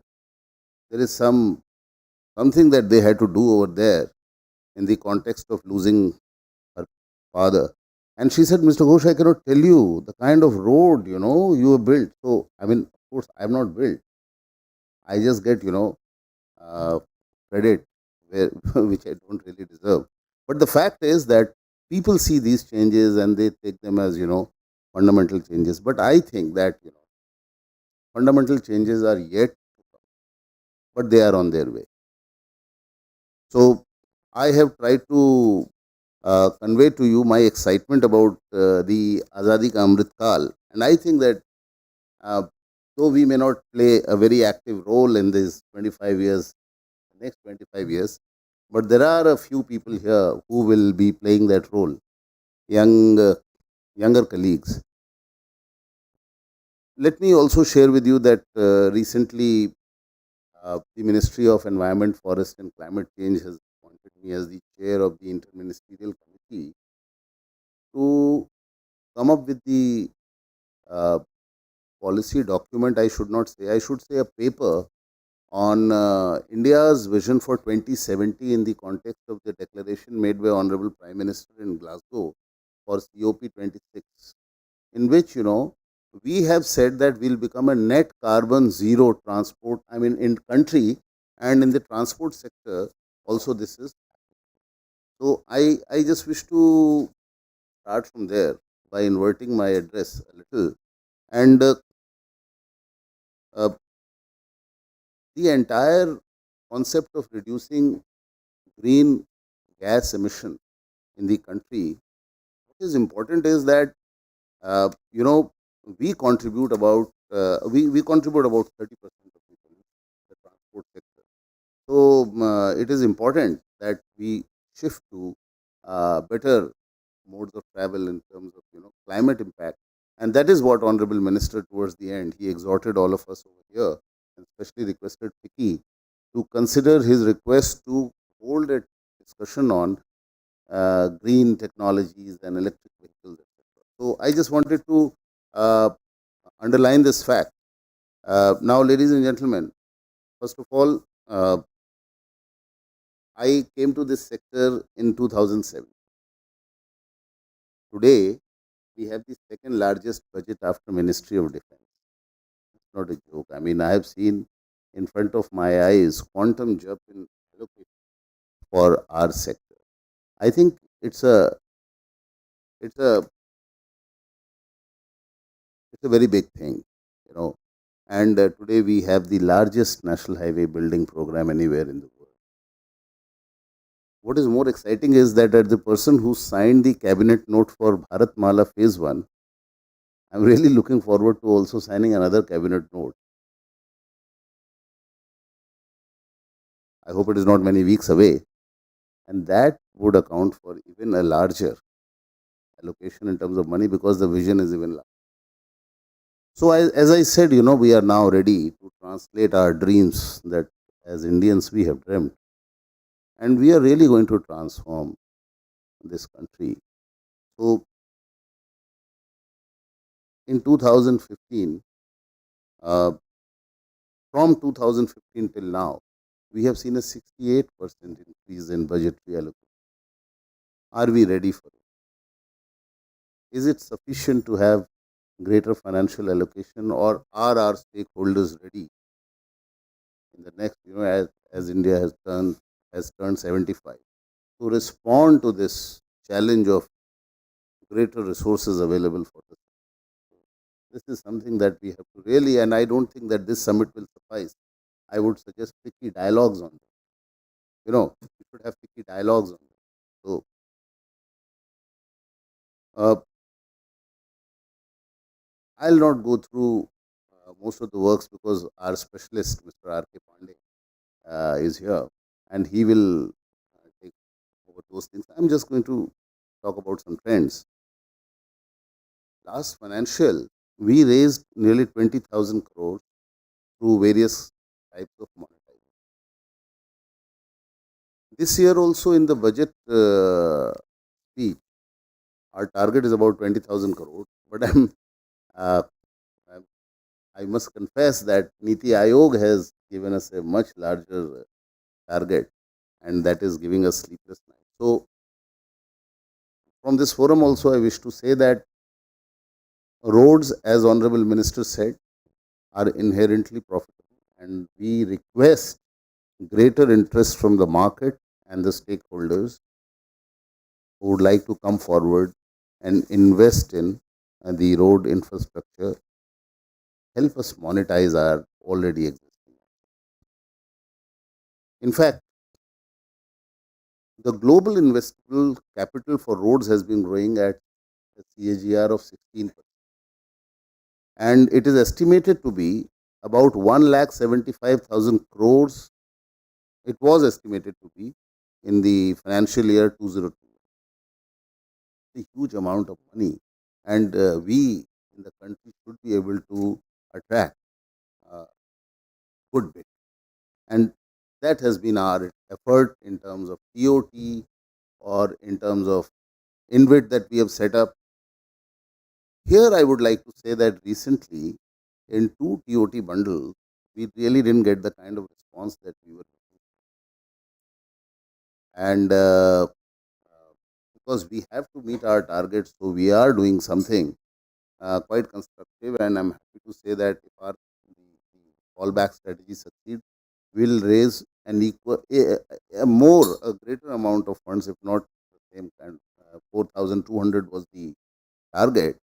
We should be able to do it, but I I would urge the captains of industry and especially, you know, people who are in who are in the sector for investing in road assets, uh, we need to have more dialogue. And we'll be happy to connect with them, talk to them, and solve their problems, if any, in order to increase their investment.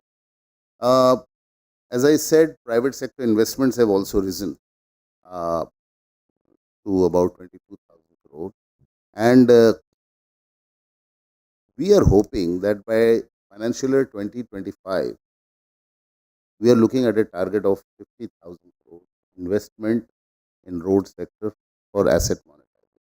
So this is something that we want to really improve our ecosystem, and we wish to have a dialogue on this. And I'll be very happy and also thankful if the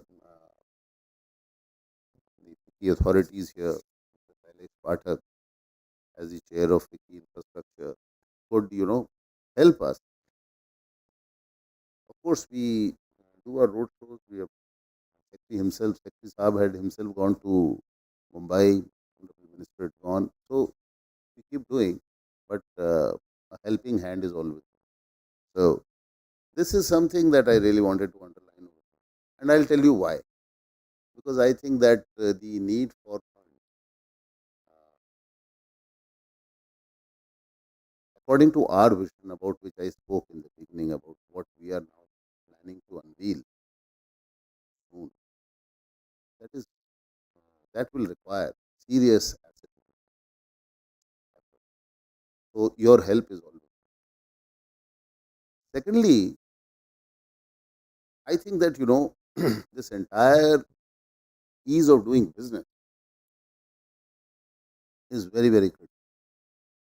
It is no longer a mere slogan. Serious work is getting done, and I just want to speak a few things.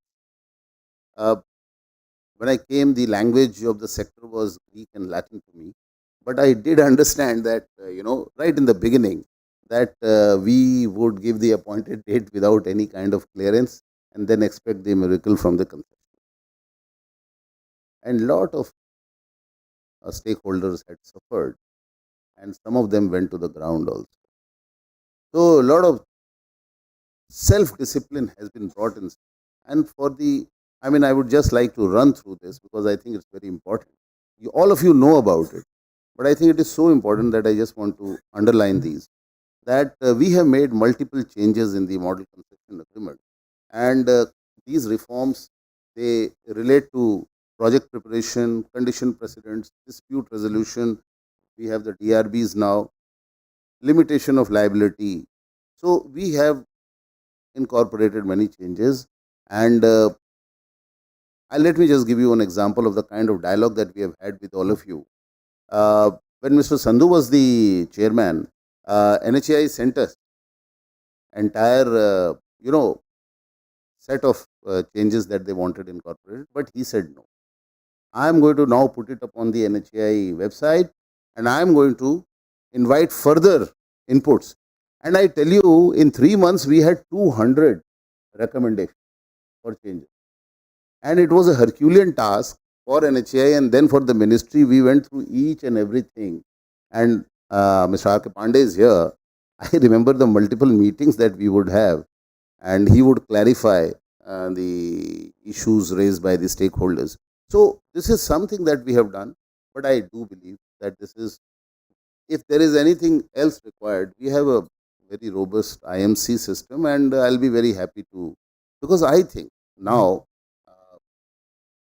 the area that really needs to be looked at is how to use the MCA to leverage the best kind of technology for highway. We have to now steadily go beyond construction part and look at the MCA and see, okay, so this is my document, but does it help me get the best in class players who would bring the best kind of technology? So there is always a trade off between the cost and the kind of technology that you want to bring. But we really want to check, inferior technologies coming in and parading as top of the line kind of. So this is something that we all should look at, and help. I don't want to say help. Please contribute in this, and we'll be very happy to look at it. And we have already started our interview. So, road condition monitoring also is something. Uh, let me tell you, I mean, we give away the National Highway Excellence, and today we'll be opening the portal for this year. Last year we have a uh, National Highway Excellence Awards category for O&M, but we send our people on ground. So we found that the shortlisted ones, the quality was not really very good, and we reported it to the jury headed by the then CEO, Mr. Amitabh Kant, Niti Aayog, and he expressed his dissatisfaction. And he said, in fact, he cornered me on this, and he said, "Look, why are you bringing me cases when you yourself are giving me feedback that the O&M, you are not happy with the O&M?" So I think we didn't give the gold to anybody; we gave the silver. So I think as a as a community of road developers, highway managers, all of you, please look at the O&M part better, because our field reports for, and again we have now opened the portal today, we are inviting, but really we want to look at this O&M part, and we don't want to do something which is inferior. So TOT, you already know, we have made multiple changes in the MCA of the HAM model, right, to make it as investor friendly, as friendly to all of you as possible. It is not possible to meet all needs, but now we are again trying to incorporate some changes. Uh, uh, they are at a discussion level at the in the office of the chairperson, and once we get them, we will try to go further in this. I'm not going to enumerate the kind of changes we have made in the HAM document. All of you know. Uh, we have, as you know, made special dispensation, given a special dispensation for tunneling project. And as Honorable Minister just now said, it's a big market out there.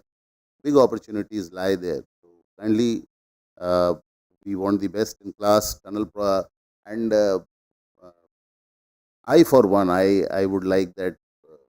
You know, we have already solved kind of solved the problem of our neighbors coming in and doing our tunnels and our bridges. But I think we have to go beyond. We have to be so good ourselves that we don't need. Then nobody else can compete with us. It's our country. So that is something that I really wish to say. Uh, mm, I think our challenge also lies in further simplifying our procurement.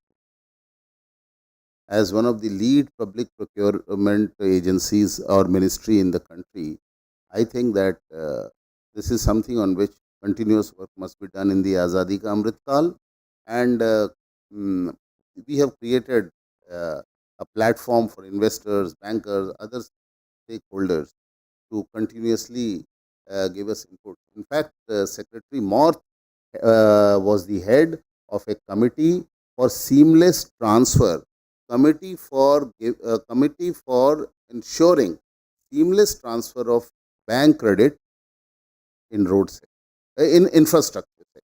So his report has been submitted. I was the convener secretary of the committee. So all ministries we have given, and we have been interacting directly with banks. I think that there are a lot of opportunities available, ladies and gentlemen. Uh, in our ministry, we look forward to far closer interaction, more dialogue, and I really wish to congratulate all of you for the kind of achievements that we have been able to showcase before our countrymen with your help. And I think that the Azadi Ka Amrit Mahotsav enjoins this particular responsibility upon us, that we give the best quality at the best possible cost to the country. With this, I wish you all the very best. Thank you very much, sir. Interesting. So just jump into the panel discussion. Start with Mr. Pandey upfront. So the budget allocation, if you see, we also talked about it, is kind of quadruple. The quantum is really quadrupled in the last 8 years or so, and the kind of construction of roads has also kind of increased. A similar part of it, about 4 times it is there. And in terms of the length kilometers, it has gone to 2.5 times. So what we did from independence to 2014 and what you're going to see in the 10 years, like 2.5 times. So commendable work has happened, right? Are we resting on the laurels? What lies ahead? And specifically more on the technology part of it. And in terms of and I'm talking about 100 kilometers per day, kind of a construction that's a bit ahead of time. But how do you get there, and what more needs to be done to reach there? Your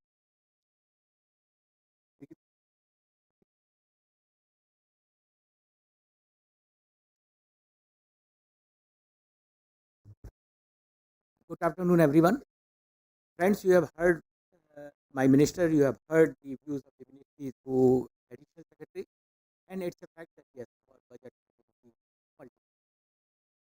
When budget has increased during last 1 decade, we have seen that when we were building around 10 kilometer a day, and we have gone as high as 37 kilometers a day. When you hear my minister, he always talks about 10 kilometers a day, and I have no doubt there is every possibility we may achieve that. But in the near future, we are not targeting 100 kilometers. We are looking at something more. Building road is not an issue. There are challenges. When I'll talk about building with such a speed, there are a number of challenges, and one of the biggest challenges is the sustainability. Think of the kind of material I need for 37 kilometers. In terms of aggregate, if I'll calculate in terms of aggregate, one of my small office, which is PIU, which is handling only 5 projects, they require 10,000 ton of aggregate per day. Now, can I sustain this kind of construction for long? But at the same time, when I am saying we are thinking of 40 kilometer or beyond 40 kilometer, then what we are looking for? We are looking for something, and it is not something new. We have already started working on it. A number of new technologies we have already introduced being used by people. Number two, the second biggest challenge is about durability. When we are building road, we are charging money. Everybody expects that road should be durable. When I'm saying durable, means they don't want that any kind of interruption in terms of movement. So I'll have to build road which are maintenance. You heard in the morning, there are options.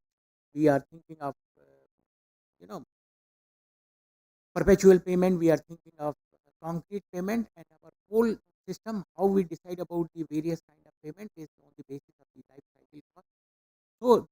So as to ensure that whatever we are building, we are getting the best value. Third important point is whether we have capability to deliver. Of course, when we moved from 10 kilometer to 37 kilometer, we moved in a stepped manner. As a result, our industry developed. How far we can develop that? The biggest issue why we are successful is the ministry is responsive to the concern raised by the state. I can take you back to the NSDP era when we started with the item rate.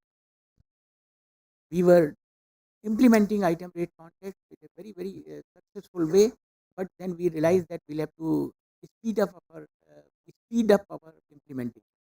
And we have when we taken up more projects, and we realized the requirement of more, and then the BOT was introduced.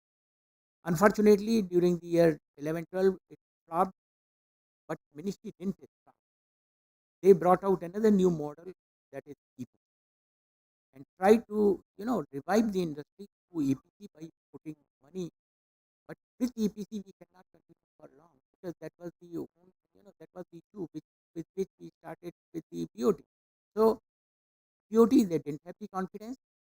EPC we can't continue, so we have introduced another mode of transportation. Now you have heard about TOT INVIT. The whole idea is, as far as resources are concerned, we are trying to harness each and every segment of the market depending upon their risk appetite. So we are responding to it, but at the same time, let me tell you, yes, the whole credit for this enhanced development phase of the road construction won't go to ministry or the government alone. All the stakeholders are responsible for that. They are time to time the stakeholders has raised their concerns, and some of the concerns were related to failure of the BOT, and that was biggest challenge in the sense when we have analyzed that the BOT failed because we also failed in doing our part of work, that is the pre-construction activities. Now we have modified all our systems, and until and unless we have land, we have done pre-construction activities to a defined level. We don't. The other issue which was raised by the industry is about the dispute. The newspaper reports were flooded that more than a lakh crore were held up because of the disputes between NHAI and the BOT operator or the contractor or the concession. We have introduced a system of conciliation committee. There are three conciliation committee. I can only give you an idea about the success of this whole system is more than 200 cases have been referred to the committee, out of which 160 cases have been resolved. And when I'll say 160 cases have been resolved, this has been resolved which were involving the total, claim of the order of roughly 45,000 crore. And these have been settled for 15. This is all outside the court settlement, which has been done to the satisfaction of the industry. There is no force. It is a kind of conciliation where both the parties are. So we are trying to introduce all those issues which are pinching the development, the road development. The coming to the point of adoption of new technology, it has been, when you will see my contact document, whether it is EPC, which is budget supported, or HAM or BOT, which is through the private sector participation, we have given full freedom to the contractor and concessionaire to adopt any kind of technology they want.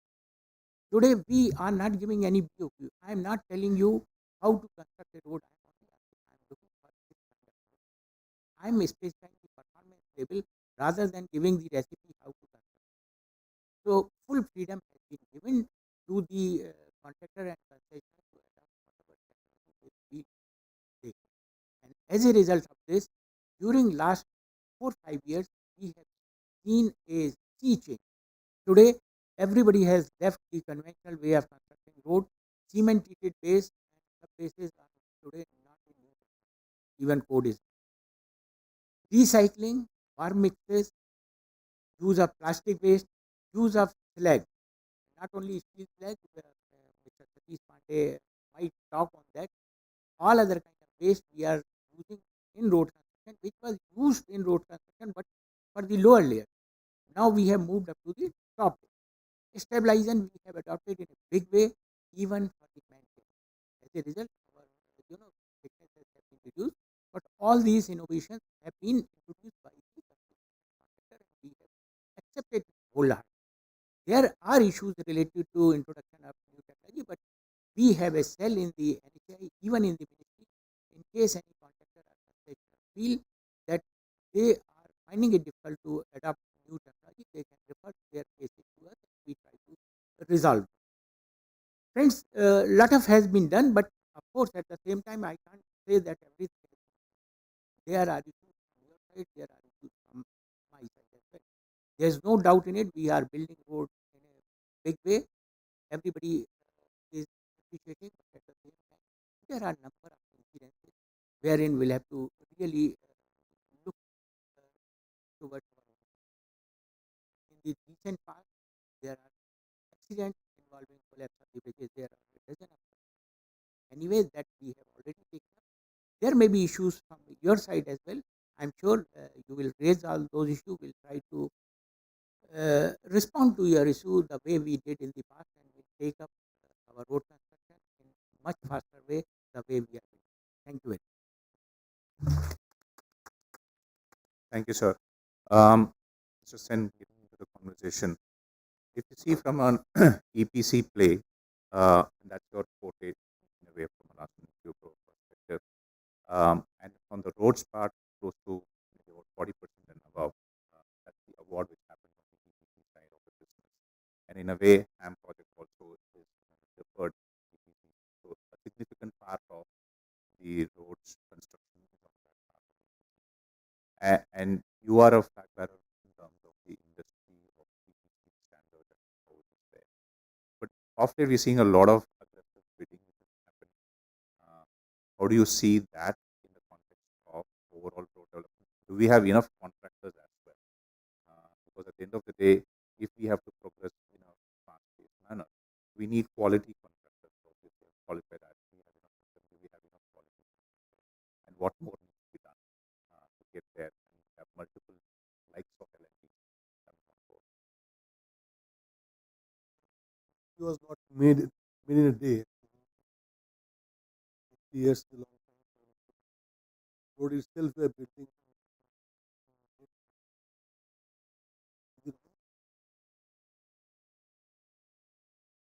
So now there are a lot of contractors in road. I'm very happy that because the qualification criteria were reduced, so they diluted. So PG requirement, the pre-bid bond requirement, all were for some time to make. When India wanted to build a lot of roads, they really wanted a lot of contractors to come in and do it. It was the right move probably. This is how today in every road job we see about 14, 15, if not 50 people. So the pricing also is very aggressive. Which is watching it because for our kind of the way we make roads with full equipment, safety, and wherever best possible quality. Not that our jobs are always without any quality issues. Road, but otherwise we try to do best quality, best safety, very good planning, lot of high-ended equipments to use. So with this kind of setup, how we can come to a level of pricing we cannot go below that. I have no complaint about it. We know one thing: when there are big jobs coming, automatically we will get qualified. So we don't at this point of time. In last 2 years, we have not got much of any projects, but we keep on bidding for it. But I'm very happy that today India has a lot of contractors who have done jobs and they got qualified. They can do bigger jobs. Also, I'm very happy the government of India has recently come out with a quality and cost-based award system, evaluation system, which will otherwise mean that whenever a bid is coming up, there will be technical evaluation, there will be commercial evaluation. Technical evaluations, they will have a 50%, commercial will be about 50%. So, with this together, good contractors with a good quality, a good credential, even if they are marginally higher in price, can still become a. However, this is now come out recently and it is not it being fully implemented. Maybe actually, I must tell you, I am extremely grateful to NHI and Mr. Ghosh and Mr. Pandey because whenever I've gone to them with a problem, they really have helped us. When he was talking about cement-treated base, I remember I used to go to him and to say, "You have given this cement-treated base in your spec, but of the site they are not allowing to use." He told me, "Give me the name, I'll go and talk to them." That is how cement-treated base today has become very popular and everybody using it. Regarding slag cement roads, the slag cement road also, we have found out that if you use slag cement, steel slag in a road, the thickness of road can become 30% less. Means you can really have a lot of economy. And with our, in India, there are about 100 million tons of steel being produced. So, and it's supposed to go up to about 150 million tons. With this kind of steel being produced, the steel slag will be available more in India. Thereby, the alternate material is here already. So I am very sure that the way NHI, a very able authority, is managing the whole show and coming out with a lot of circulars. Also, I am hearing that SOP is going to come out for quality control. It's excellent. Once it's implemented, I am very sure it will bring in a lot of quality control. So maybe today there are some projects which are not doing well to the quality, but with all these things being implemented, uh, things will become much better. Today, NHI is being appreciated to all the countries because of their huge programs. 35, 37 kilometers per day is not a very easy number. Achieving that in India is very difficult. And a lot of roads are yet to be made. Very sure, which is Thank you very much, sir. Mr. Parak, uh, an interesting, if I can say, a statistic. Today, the road ownership, BOT side, if you were to look at it, other than the NHI, you see, the ownership of roads is now with the pension funds, with the investor community at the end of the day, in some way or the other, right? And it's not with, in a way, from a road developer, so to say. A significant change of hands has happened, so it signifies the maturity of uh, the whole road development and change of hands which has happened. In that context, you are still one of the largest player in the market who have BOT projects and running business. So how do you see this going forward, and from overall development, and what are the challenges that you see and the opportunities there for people? Good afternoon, everyone. First of all, let me mention I have been working with NHI last more than 3 decades. And we have seen extraordinary since NHI right from inception till today. We have seen great responsibility taken by NHI, and the delivery we all are seeing today, 37 kilometers, is absolutely very challenging and which has been being done so smoothly. Resources wise, I would say they are doing Herculean task with a very skeleton kind of organization. And private players are there helping them in entire building up this program. So together, I would say we are really doing great job. The specific question which you have asked me about road contractors, and then road contractors gradually became road developers. And in the right path we are moving where, pension funds and all institutional investors are now coming. When road building risk is over, they can come and they can take the financial risk. And this model is really helping the entire industry to exit. The best part of NHA has been they have been very responsive in whatever problems we take, either through NHBF or through any forum. There has been a dialogue and there has been a solution mind.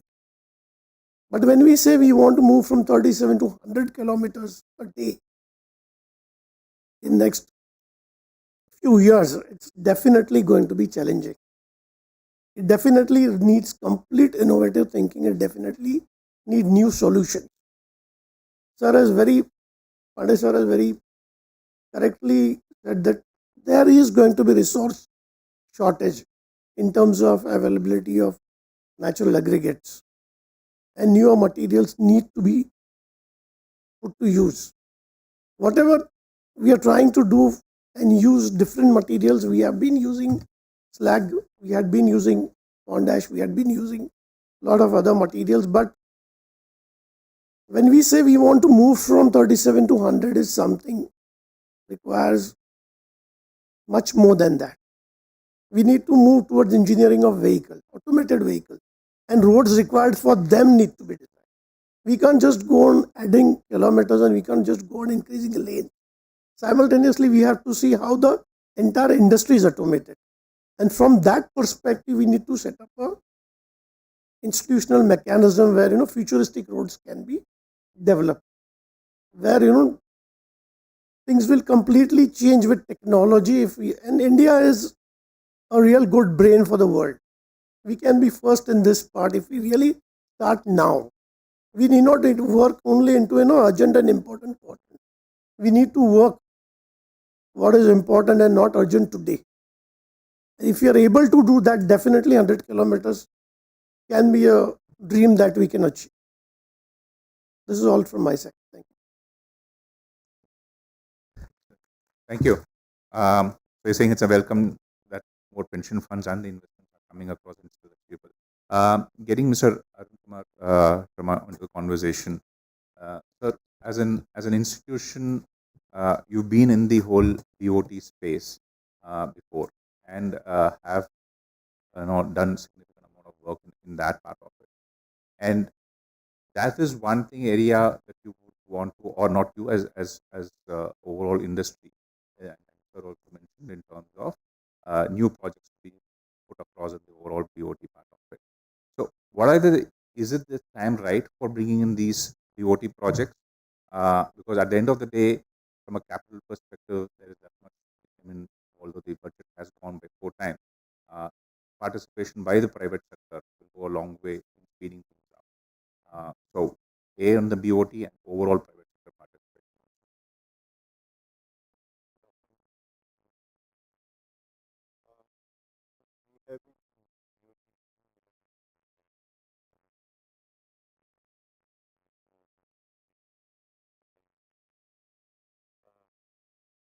We had, of course,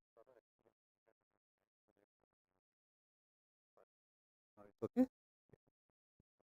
So we have been the BOT field for a long time. We had about 9 projects. Some we have completed and handed over to NHAI back.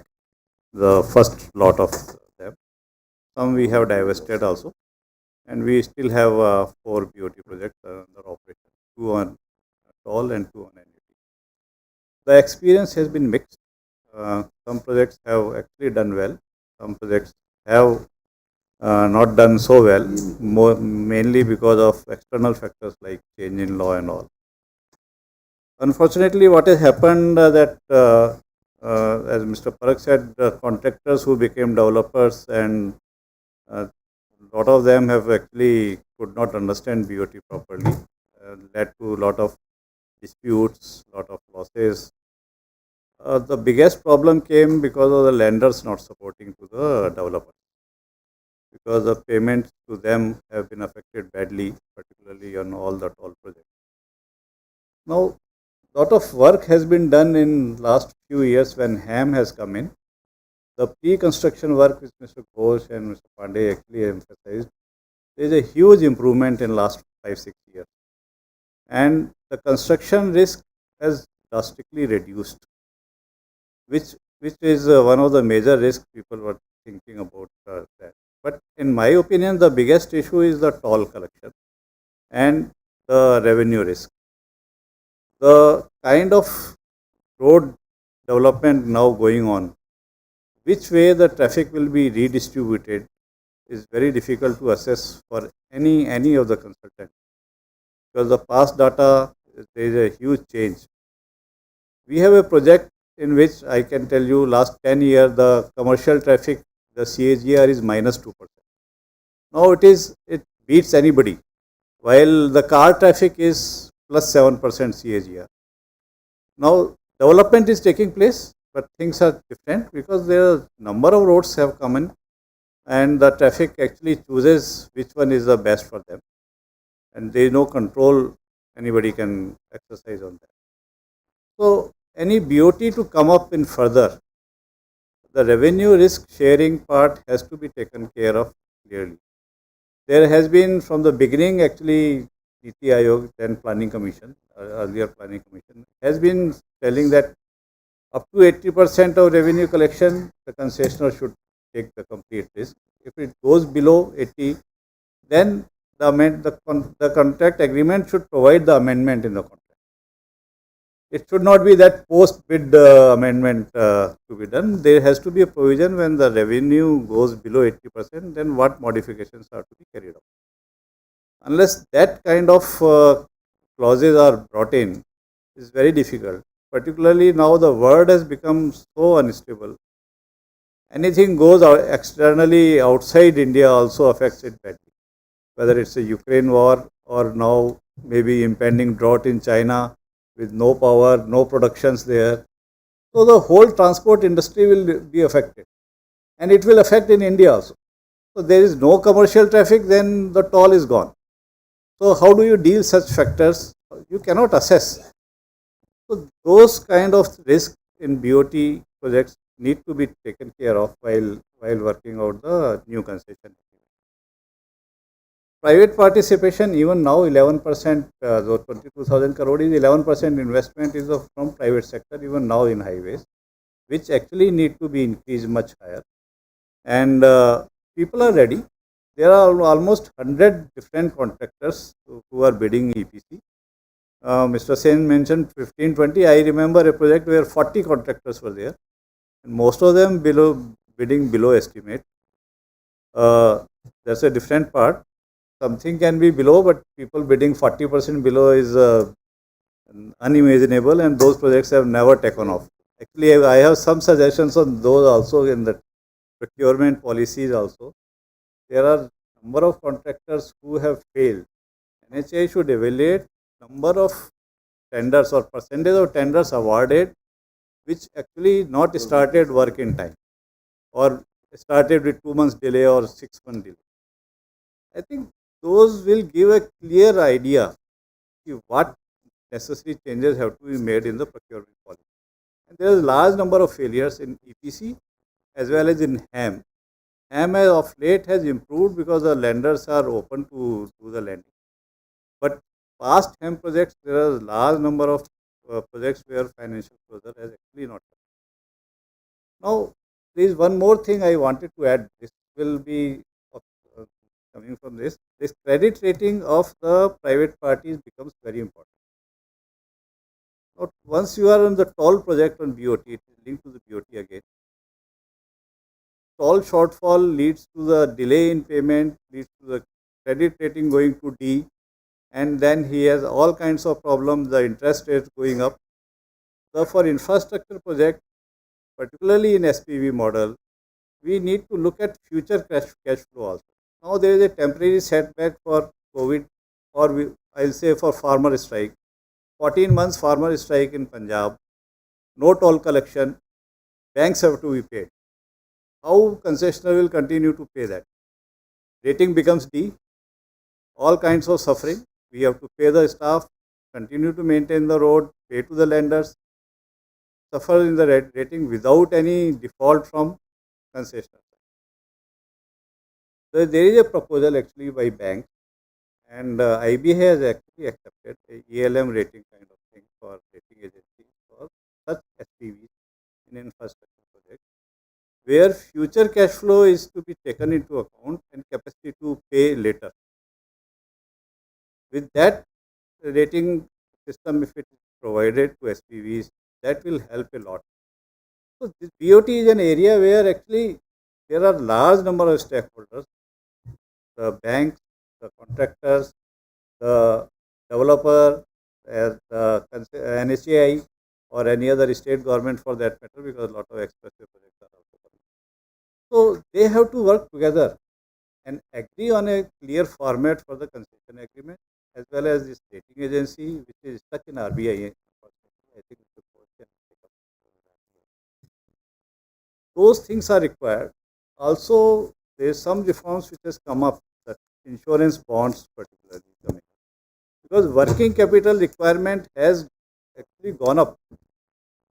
What EPC contractor thought of a 10% working capital requirement, or BOT concession has thought of that, because of the fluctuations in commodity prices and all, and the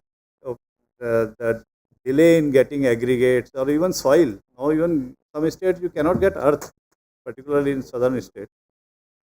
Your working capital requirement shoots up to 20%. Now how do you handle all those things? So those things, but escalation formulas for commodities, particularly in war-like situations or a situation like farmer strike which has happened, are to be considered in different manner, and there has to be a provision in the contracts and agreements for all such things, eventual things which happen because of no fault of the concessionaire all the contractor, the things become bad, the contracts get delayed, and everybody suffers, including the users, particularly when it is not a greenfield, brownfield road, where part construction is done and then he has to go on only on useless diversions and all. They also suffer for a long time. So perhaps there is a need to look at all these points and improve the BOT part, which will come up very soon.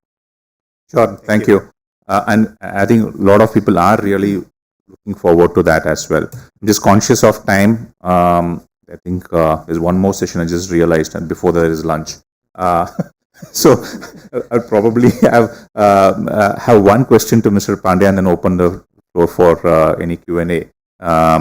So, sir, in terms of a road and then the measurement of the performance of a road, in a generic sense, if you were to look at it, in fact, today in the morning we were in the committee, we were talking about what is the travel time. Actually, that could be a measure in which you can see the actual performance of the road in see. Today we are doing it out whatever at 30, 40 kilometers per hour. Are we moving towards 50, 70, whatever may be a appropriate standard? The second and important aspect is also the safety aspect. And I think that's been picked up quite significantly in the last 3-4 years on how do you minimize the accidents or if not avoid them. In that aspect, how is the whole construction of the roads, or what are the kind of aspects being looked at when you give it to the contractors and monitor them and see what more can be done in that? As far as road safety is concerned, we are following the same graph which the developed countries are the countries where you don't find this kind of accident. We are following it. Initially, everybody has the whole emphasis is on road. When we have taken up NSDP, we were very much keen that let us have 4-lane. But after constructing 4-lane roads, we realized that there are accidents. That time we have a constraint that we'll have to complete the work in a given cost, given resources. So we were very much hesitant in providing number of funds. And I remember those days, that time at 10 kilometer or 5 kilometer used to be treated as this we are giving luxury. But over a period of time, when we realized that the road user will not follow, then they'll not go 2 kilometer or 4 kilometer. So today, invariably, we are providing underpasses on each and every junction with respect to the road. That is one part. Number two, we have also changed our philosophy. Initially, when we were designing our road, we were thinking that my role is to think as an engineer. I have provided 14-meter wide width. If driver goes off, it is his responsibility. It is driver's fault, not my fault. But when we realize that it happens, then somebody will sneeze, somebody may take a nap. So we started thinking about forgiving road, and today our design standards are towards the forgiving road. Again, when we talk about road safety, everywhere you will hear there are 4 E's, 5 E's, 6 E's. And we were concerned about only one is injury. Over a period of time, we thought it's not injuring. When people are paying, we started providing ambulance and train in a and that we have taken on. Lastly, when we saw that even enforcement, we can help in enforcement and technologies are available, ATMS is now development, and we are providing full facility for the road user, and that can be used, information can be used by the road user as well as by the enforcing agency. So we are trying to improve, and as a result, of course, I don't claim that number of fatalities have reduced, but if you see in terms of the road development done, the speeds increased. Somehow or the other, we could curtail, and I'm sure after all these development, we'll say a negative trend. Coming to a quick point on the risk, minimizing the risk of revenue. In the recent modification in the BOT document, what we did is every 5th year, we'll compare the target traffic with the actual traffic and compensate the concessionaire so as to minimize it. Excellent. So now just throwing open discussion for any Q&A. Yeah, I have a question. Sorry. Yeah. My name is Vinod Nakra. about 60 years ago, when I was doing my engineering, my professor said it's very easy to make roads, very difficult to maintain. Mr.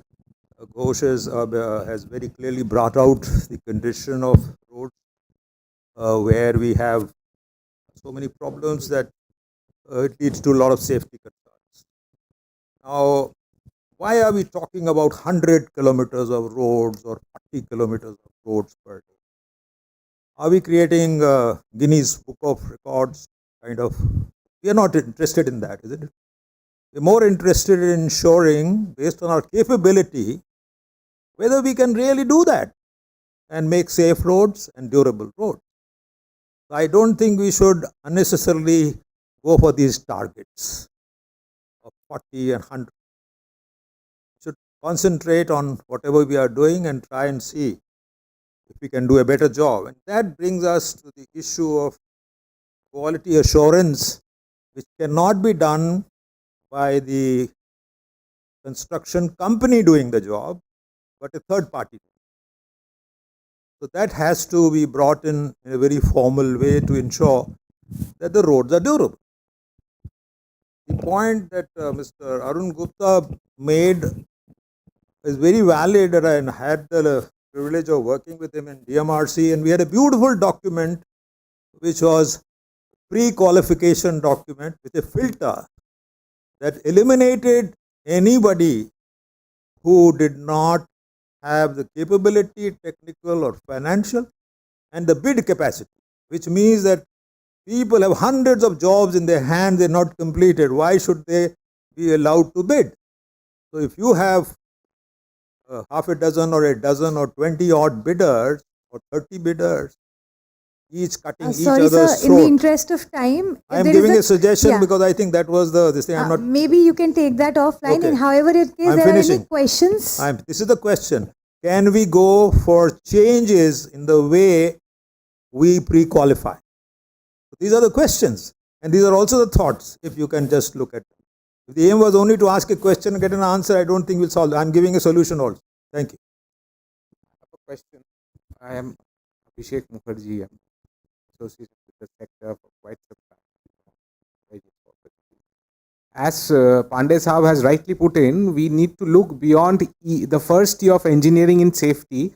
A suggestion is in some of the advanced economies like in Spain or in Hungary, people have tried for safety the carrot and stick model, that is incentives and penalties in terms of fulfilling certain conditions of safety by the concessionaire.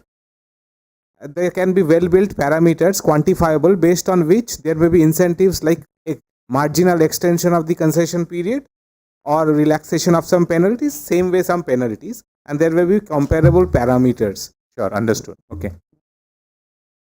Want to respond? Just telling that concessioners are not taking, in fact, concessioners are taking much more care in safety. I'll tell my experience. We actually have a monthly target for accident reduction. And one of the indirect incentive is that the insurance costs for such projects have gone quite high. And every accident causes a lot of damage. You don't get all damages from insurance because there is standard deductions and all. And you have to invest. So if you reduce the accident, the damages are reduced, your insurance cost goes down, your next year's premium goes down.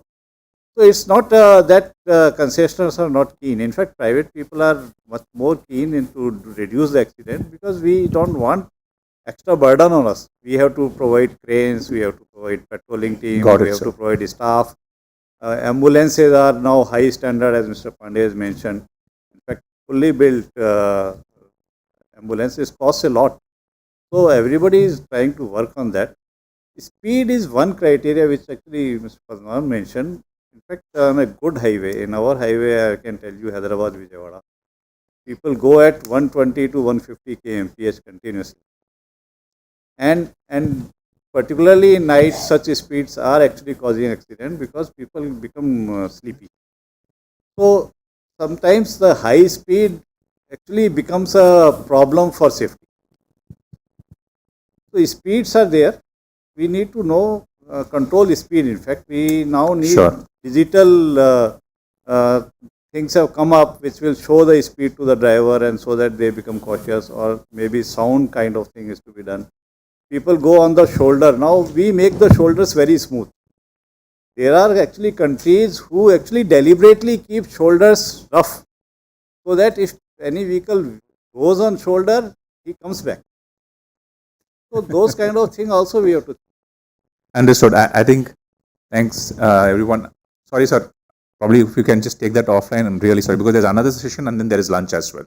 I'm sure you'll bear with me for this. Apologies for not taking नहीं this question. फिर यहाँ पे एक सवाल उठाने का भी अधिकार नहीं है. अधिकार तो है सर, बट दूसरे का भी है ना, सेशन उनका भी है. ठीक है, मैं कुछ ऐसी बात बताता जो एक कंसेशनर और सर, ये कॉन्ट्रैक्टर बैठे offline हैं. हाँ, नहीं, ये क्वेश्चन नहीं, है तो हाँ. बताइए. नहीं, क्वेश्चन नहीं, सजेशन है तो आप बता हाँ, सजेशन ये है. सजेशन बाद में लेंगे offline, sir. yeah. Thank you very much. Okay. Thank you. Thank you so much, all the session speakers and Jagan, for this wonderful and intriguing discussions. Between this session and your lunch is just the final session of the day. Requesting all of you to be kindly seated and just allow us 2-3 minutes of changeover time, and we will immediately proceed to the final session of the day.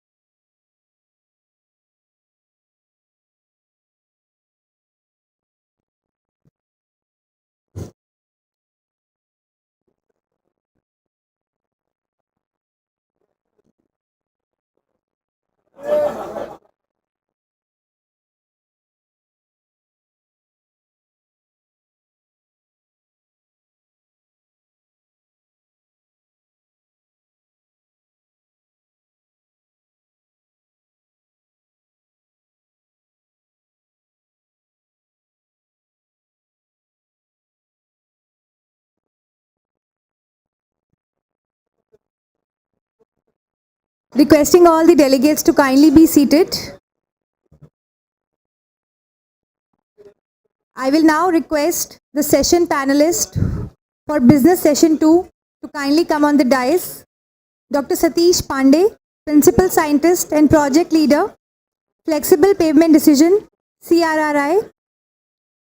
Mr. Ravi Prakash, Director Operations, AFCONS. Mr. Dhananjay Singh, Director, MSP Steel. Mr. Naveen Bhuvalka, Executive Director, SRMB. And Mr. Manish Handa, Senior VP and Business Head, ACE Equipment.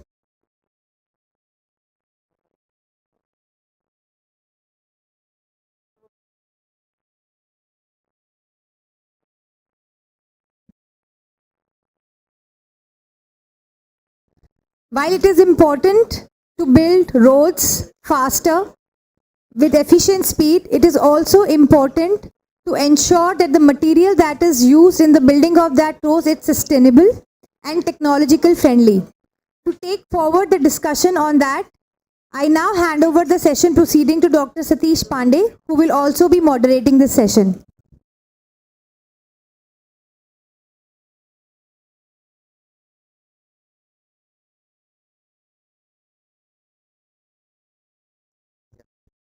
I think now I am audible.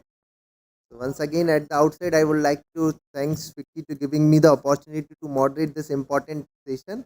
As we are already running out of the time, so we will quickly summarize this important topics by taking few questions and discussing some important aspects.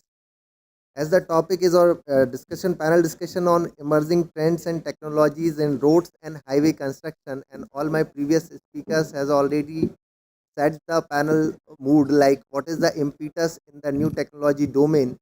The new technology of road construction should be the way forward, like which can provide us the sustainable road construction and maintenance mechanism.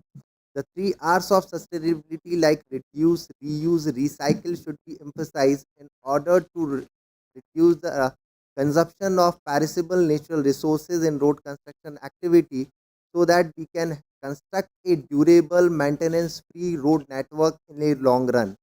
In this direction, like CSIR Central Road Research Institute continuously striving hard in different domains to develop alternate materials and technologies for road construction aspects. And as Mr. Pandey has already informed in previous panel discussion, like one of the important domain is the alternate road construction aggregate.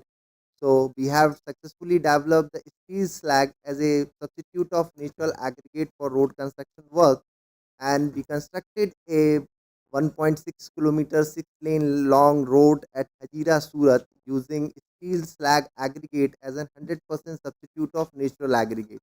So this is one of the important domain like where we can find the alternate aggregate for road construction work. Besides that, the important aspects in the road maintenance should be the road recycling. Like road recycling is one of the niche area which is still lacking in India, like how we can ensure the reuse of existing road material in its reconstruction and maintenance in a longer run without utilizing the virgin aggregate and binder. It can definitely reduce the cost of construction and maintenance by 40 to 50%. And in this direction, along with GR Infra, we successfully reutilize reclaimed asphalt pavement material by the tune of 60% in the construction of new road on Varanasi Ring Road project. So this is one of the important aspect like on which this entire panel discussion can be built upon. So I have a very distinguished panelist with me, Mr. Ravi Prakash, who is from AFCON. AFCON is one of the leading construction company dealing in number of infrastructure domain.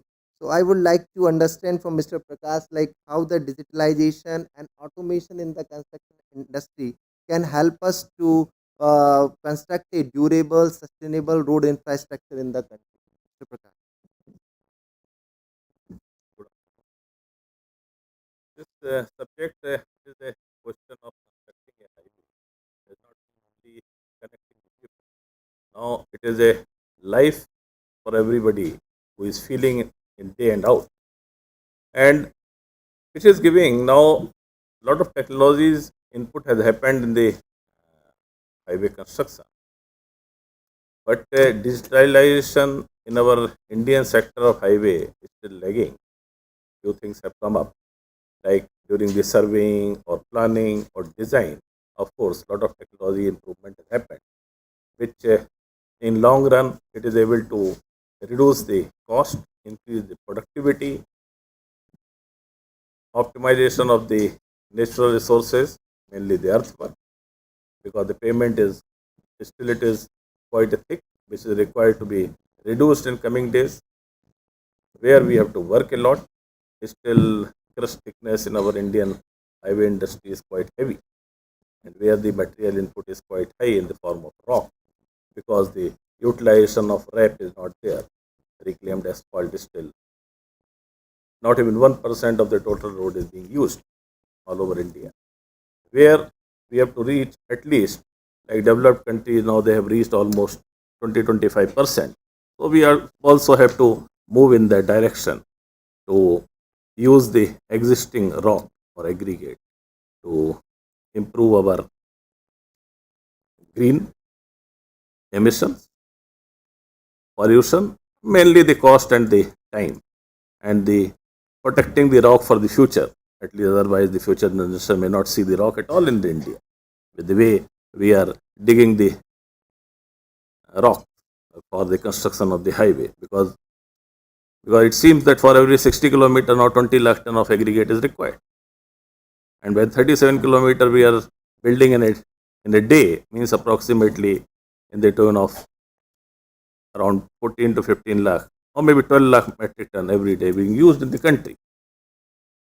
So, and in a lot of the part like northern belt, mainly the rock is a scarcity. So, the which is coming from 500 kilometer, 400 kilometer, and the cost of project is quite high. So, the RAP is quite essential in those areas where the rock availability is less. So, there the already technology is there. As a contractor or a developer, we have to use that, which still we have to come forward to use that. As far as digitalization is concerned, a lot of work has been done in the form of surveying and planning, and finding out the underground utilities in the urban infrastructure development. By the technology, we are able to find out what are underground utilities are there. Based on that, the design is being formed, drains are constructed, footpaths are constructed, and the shifting of the utilities are happening. In that front, we have worked substantially. But in the real construction, apart from the equipment out of automation has happened, where we are able to use the equipment up to the European standards. But other technologies where we can save the natural resources, we have to work, because our expressway, the height of embankment is 5 meters, 7 meter, 10 meter. From where that natural resources are going to come. That is a challenge we are going to face. We are already facing, and we will be facing much higher speed in the coming days, because soil we are not getting. Rock we are getting, but soil we are not getting. A lot of the part of our country. So that is the challenge we are having, and for that we have to develop some mechanism, some natural resources, like whatever the rock fill is available, which is not at all used since hundreds of years, that we have to use it for our construction. That has to happen. And 3D already is being used in our design to optimize the quantity that is happening. But a lot of fronts we are moving good, but a lot of fronts we are lagging, which we have to come up. So that is a quite detailed discussion is required, how to use it, what work is being done. Few contractor have used, like GR Infra has used in Banaras Ring Road, where around 20, 25, 30% or 60% they've used. It's quite amazing, because then they have to require a different hot mix plant for using that. Because in Europe also few contractor has gone almost 70 to 80%. So 60% is a good quantity which is used. So we as a contractor have to use the same in the other places as well. Okay.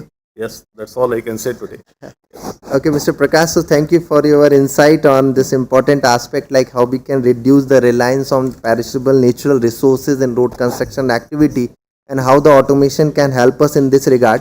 So after the aggregates, bitumen and cement, the second, third, fourth most utilized material is basically the steel, which invariably used in different road infrastructure for the construction of reinforced cement concrete structure. So today we have with us Mr. Dhananjay Singh, who is the director in MSP Steel. So I would like to know that how the new technologies can help us to have a cylinder thin steel structure, so that the consumption and the requirement of steel can be reduced on during the construction of road related infrastructure, as well as how we can have a durable steel structure for in a longer run. So what are the new technologies and emerging areas in this domain? Mr. Singh, please. Yeah. Good afternoon. First of all, I would like to introduce to you some of the innovative effort which we have made in our company towards the problem what you have elaborated. But before that, I would like to tell you what is MSP. So MSP plant is a integrated steel plant, and we have got we are starting raw material is iron ore, where we are converting to pellet. About 12.5 lakh ton is the capacity per year. Then we have got a sponge iron plant, 3.75 lakhs capacity. Then we have got steel mill shop, that's about 4 lakh ton capacity. And then we have got mills. One is the TMT mill, structural mill. TMT is about 1.85 lakhs capacity. Then structural mill is about 2.75, which consists of heavy structure and light structure. And we have got pipe plant. Also, we have got a strip mill, hot strip mill, which is under commissioning, not yet commissioned. And finally, we have got a ferroalloys plant. So this is the total product mix which we are having. Now, particularly in the area of road construction, we have done some innovative work, which I would like to tell you. In the TMT area, where we are manufacturing 500D, 550D, 600D quality material.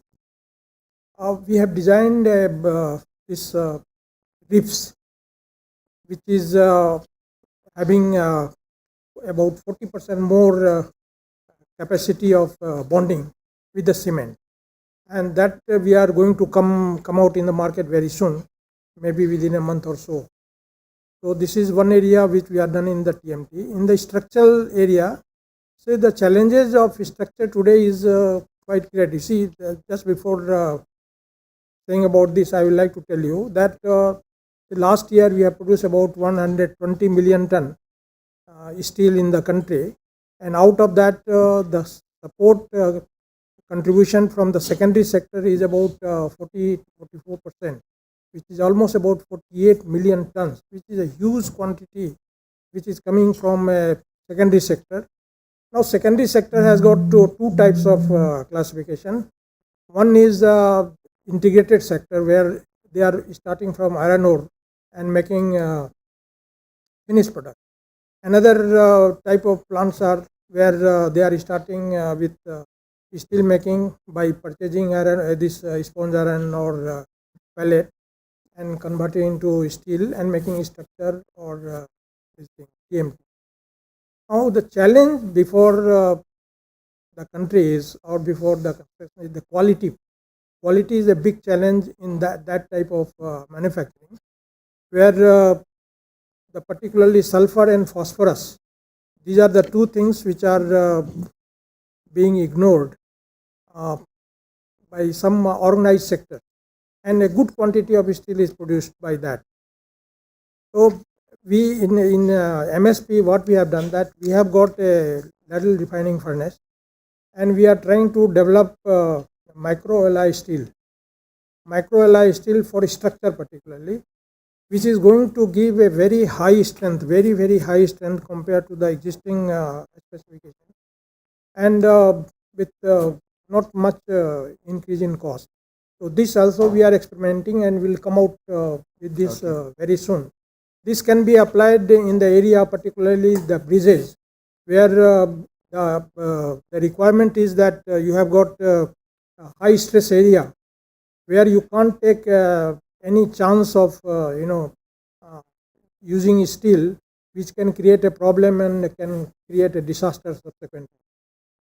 So in those type of selective areas, some special structure has to be produced. For that, we are working on that, and we will come out. Is it suitable for plate girder and truss girder bridges? Yeah. Okay. So this is one thing, and second thing which we have done, because we have got our own challenge, slag, as you have mentioned. Huge amount of slag is generated every per ton of steel. You have seen in some of the video which was shown there, and so disposal of this slag is a big problem. So we are trying to develop this road out of steel, and already we have constructed about 40 meter of road without using concrete, and without using cement, and without using steel, and it's and we are still working on that, and we have to develop a lot of infrastructure for this to consume the entire amount of slag which we are generating. But I am very sure it is going to be a big discovery. Okay. So Mr. Singh has already highlighted that how the different type of structural steel or the high grade steel can be utilized in order to construct a thin and slender steel structure, which can reduce the cost of construction. Besides that, he has already highlighted like how he is utilizing the slag and road construction activity. So at this forum, I would like to highlight that like slag is not something which can be put directly in the road construction. I am leading this project for last 3 years and working with all major steel industries in India. There are the variety of slag, and at the same time the utilization of slag can also create environmental hazard. So what the slag we have utilized in the current scenario is the processed steel slag aggregate. It is not a raw slag. So first of all, the every type of slag, whether it is ladle furnace slag, basic oxygen furnace slag, and electric arc furnace slag, it contains heavy metal. In order to prevent the leaching of these heavy metals from the slag, it has to be processed. So CSIR CRRI has developed the steel slag valorization technology to convert the slag as a road making aggregate, and that aggregate are basically utilized for the construction of steel slag road. So it is not a raw slag, it is just a processed steel slag. We carried out extensive XRD, XRF analysis, ICP-MS study through inductive coupled plasma mass spectroscopy in order to study the impact of leaching of different type of heavy metals in the groundwater and the adjoining areas. So at this forum, I would like to inform all of you, it is not a raw slag. It should be always be a processed slag. So once again, one minute. yes. So what we have, it is not definitely raw slag. Yes. Slag has to be processed, and it has to be. And what we have done, we have processed the slag manually because we don't have any infrastructure so far. And the selective slag, I mean, at least the 40% of the slag has to be discarded because it is not suitable for road making. So, and that selected slag, which has been a lot of processing has been done, that has been used for making the road. Okay.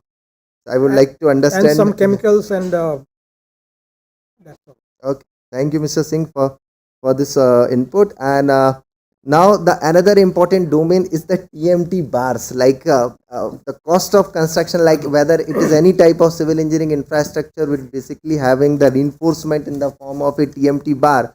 So the majority of cost is governed by the consumption of steel reinforcement inside the structure. And due to the cost escalation and all, sometimes this is one of the important factor in order to minimize the cost of construction. So today we have the Mr. Naveen Bhuvalka, Executive Director, SRMB Srijan Private Limited. So he has developed certain new TMT grades and the RIPS technology which can reduce the consumption of reinforcement inside the reinforced cement concrete structure. So I would just like to know his innovative ideas on this important topic. Mr. Naveen. Good afternoon, everybody present here.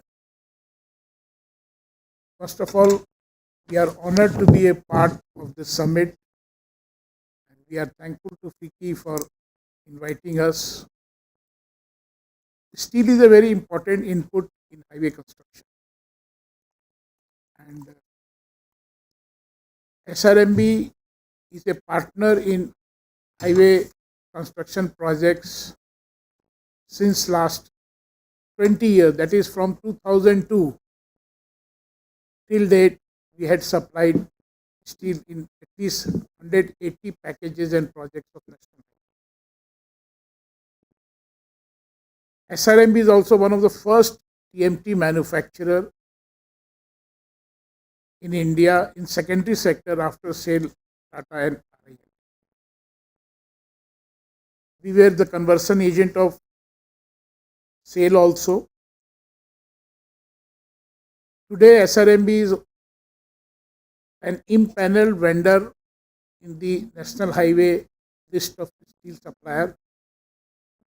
In fact, I would say the selected 11, 12 steel suppliers are there where SRMB is one of them.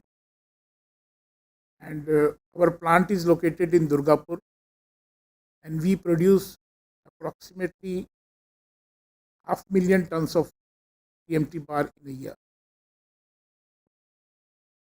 Our supplies are in all the major infrastructure projects in India, especially national highway, metros, dedicated corridor, RRTS, ports, power projects, and the list goes on.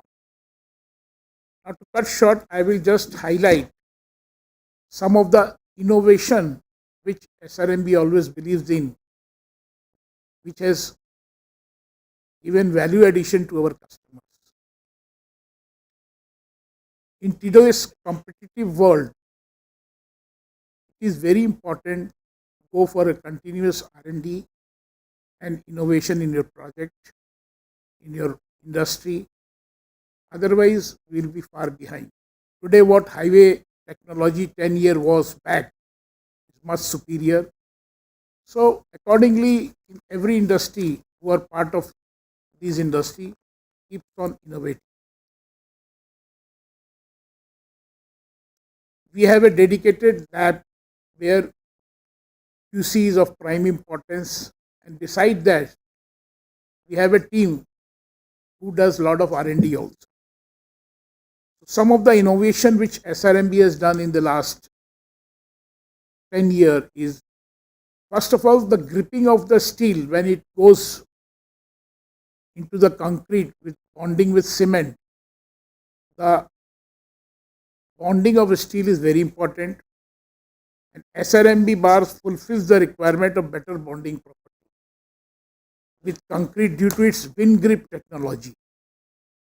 It's a kind of designing which offers 22% better bonding strength between TMT bar and concrete than normal spiral rib bar. So this is our innovation for which we have done a lot of R&D and designing, and it gives a better AR value of the product. And due to this unique wind grip design, the loads are distributed evenly across the TMT bars, which provides an extra layer of safety. In highway construction, there are superstructure, bridges, where this designing of grip, which is just an innovation, helps to improve the quality of construction. In the last 5-10 years, we have been lot talking about green residential building, green product, where we control the carbon footprint, and everybody is now dedicated to a good environment for our new generation. I am happy to share with all of you that SRMB bars have been labeled as green product by the Green Pro certification issued by CII Green Products and Services Council, which we have achieved by controlling carbon footprint during the upgraded manufacturing process, which we do through our product designing, through our raw material management process and manufacturing process, and also in waste management. So Mr. this Naveen, is I just want to intervene. Yeah, you highlighted some high grade TMT bars. that also I will come back. Okay, okay. There are some, all these innovation I am just sharing with you. And the most important and innovative product which we are manufacturing is SRMB low alloy steel with corrosion resistant property.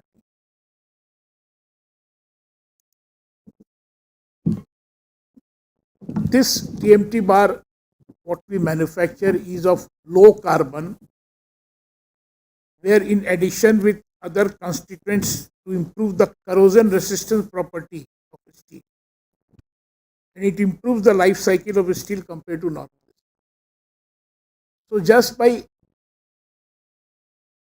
restricting the carbon, as per all these what we are talking about is subject to BIS standard, but with this innovation we are offering a low alloy steel where the lifespan of the concrete will increase, and when steel goes inside the concrete it corrodes. So this will help give a better life to the concrete. Now talking about the high grade, BIS keeps on upgrading their grades of steel, and they have recently introduced 650 and FE 500 also, and SRMB is capable of manufacturing those grades for which we have got BIS license. So now if in the DPR or in future if in the BOQ such grades are given, then we can also manufacture that. At present we are making 500D and 550D.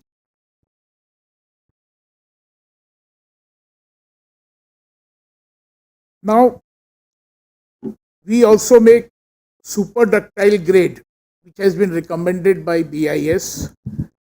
As grade of reinforcement steel are considered as recently introduced super ductile category, which offer higher TS and YS ratio, that is 1.25 minimum, than normal ductile grade materials. This is as per the latest guidelines of MORTH.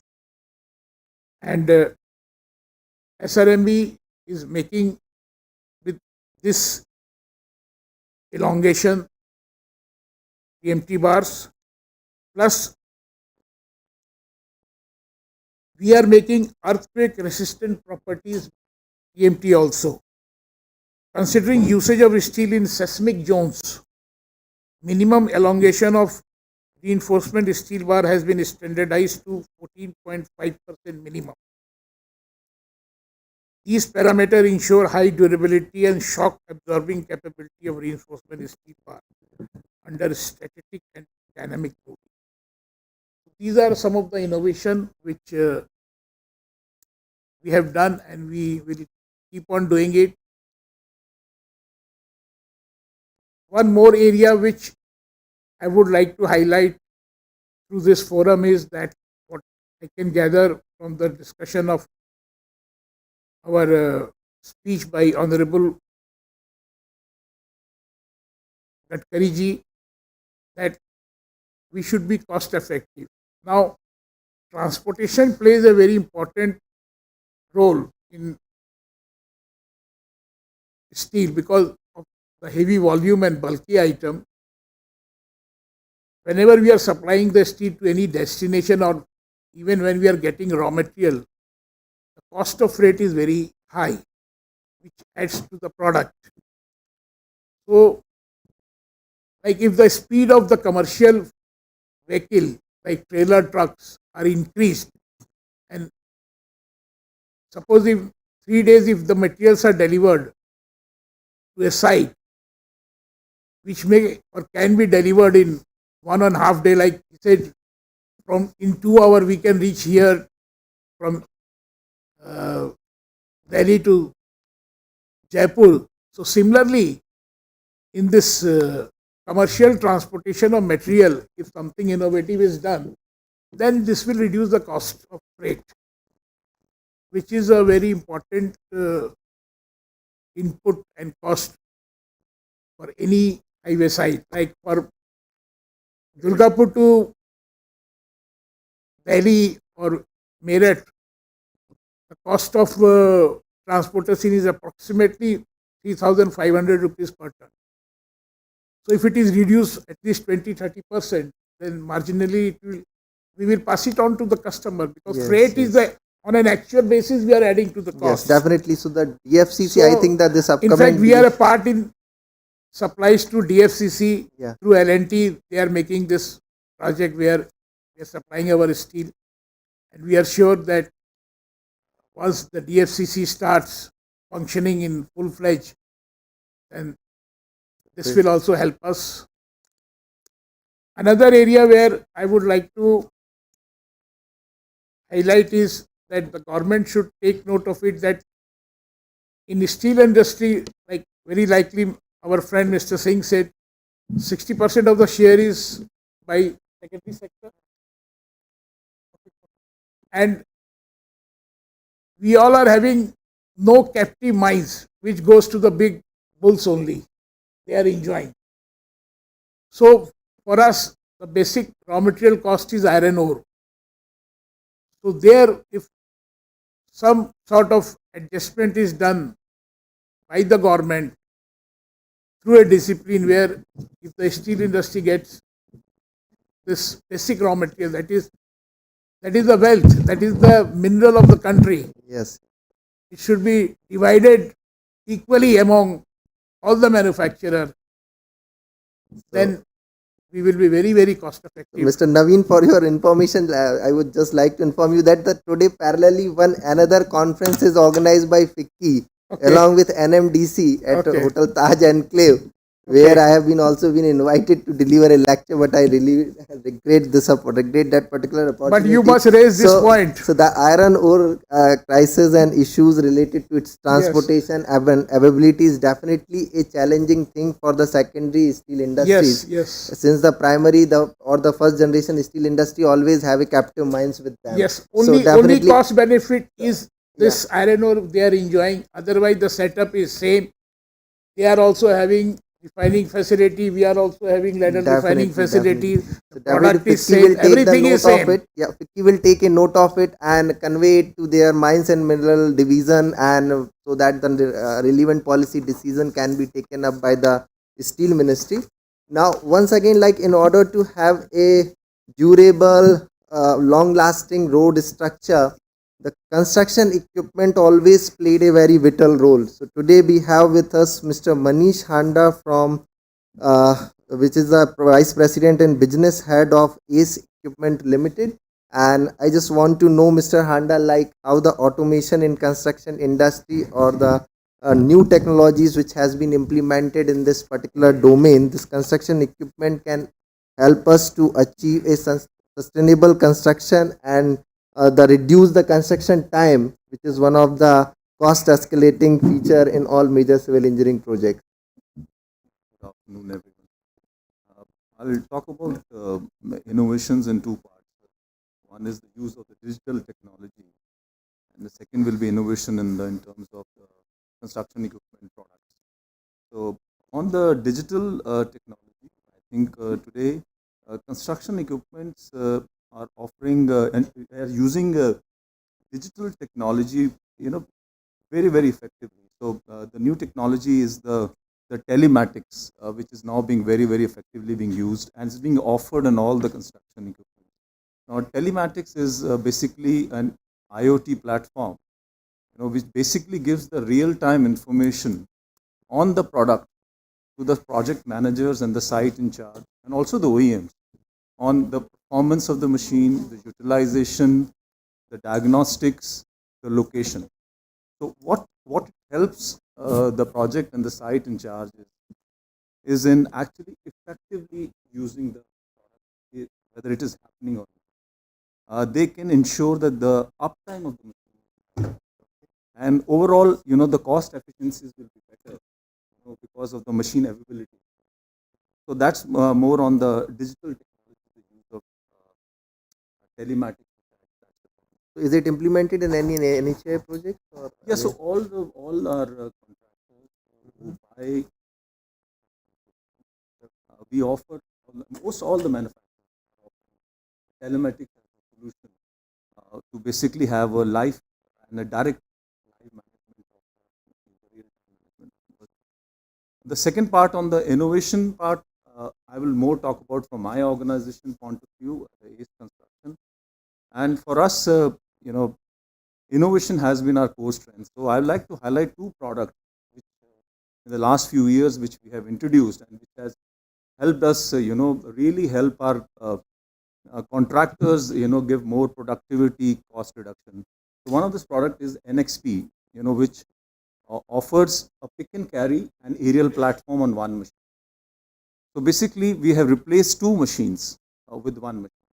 So it can do the material rehandling job and also the manned platform job of a mechanical, electrical, and plumbing.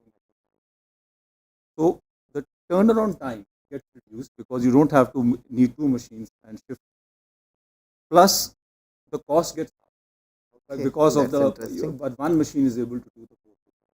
So that has been really catching up with a lot of our contractors. The second is our backhoe loader. We have recently introduced one of the widest range of backhoe loaders in the country. So we offer our backhoe loaders in 49 HP, 74, 95. So why I'm highlighting these categories and drivelines is what it helps is to pick an application and the product match. So depending upon the application, depending on the usage, you decide the product which you want. So and all our backhoe loaders are BS4 compliant with the new emission norms. They come with advanced hydraulics. Add to that 10 to 15% higher production. So better technology, faster machines, 10 to 15% better in terms of any other product in the market. And the silver lining, at a price which is 10 to 15% better than any of them. So again, impacting the cost, which is today very important in any of the projects, and helps our contractors be more effective in terms of delivering the project. It's very costly. So these are the few things which are happening. Thank you for your insight on this important topic. I just, since Mr. Prakash here, so I just want to have his viewpoint on like one of the major challenges in paving operation is to maintaining the riding quality during the paving of asphalt layers. So how do you see by what time like we can have a laser guided indigenous paver, or how your company is entering into this domain to have the riding quality of the road at par with international standards? Since our construction industry is lacking in this important domain, and still some of the concessionaires or contractors not in even state roads also even using quite age old pavers, so in which this riding quality maintenance is one of the important aspects. What do you think, Mr. Prakash? Riding quality of our roads. Historically, if we see in early 2000, it was around 3000 IRI. Then it has improved.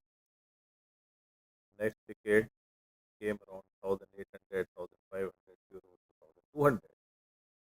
But recently we have seen it is deteriorated. Recent because of the speed of construction, the riding quality has deteriorated. That I think everybody will agree. Maybe at the time of construction the riding quality good, but after 6 months or 12 months the riding quality is deteriorated. So that is one of the reason I think I do not know the quality control aspect has deteriorated, or the speed is creating a problem that is there. Whatever these pavers we are using as in India, we are using the best pavers world over, whatever Europe and developed countries are using. Of course, the grader, those countries are using the laser controlled graders, which we are not using. But paving equipment is okay as world standard. And with the same paving equipment, the best roads are having the France, which are used, where the roughness index is almost 350 to 450, and we are 1400, which is getting deteriorated to within 6 months to 12 months, it is becoming 3000.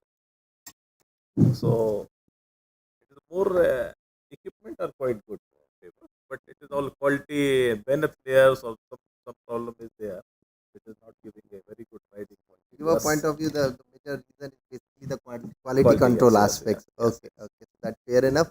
So now we have the One panel. more thing I will like to Yeah. tell you. Here the lean technology, which we have to adopt.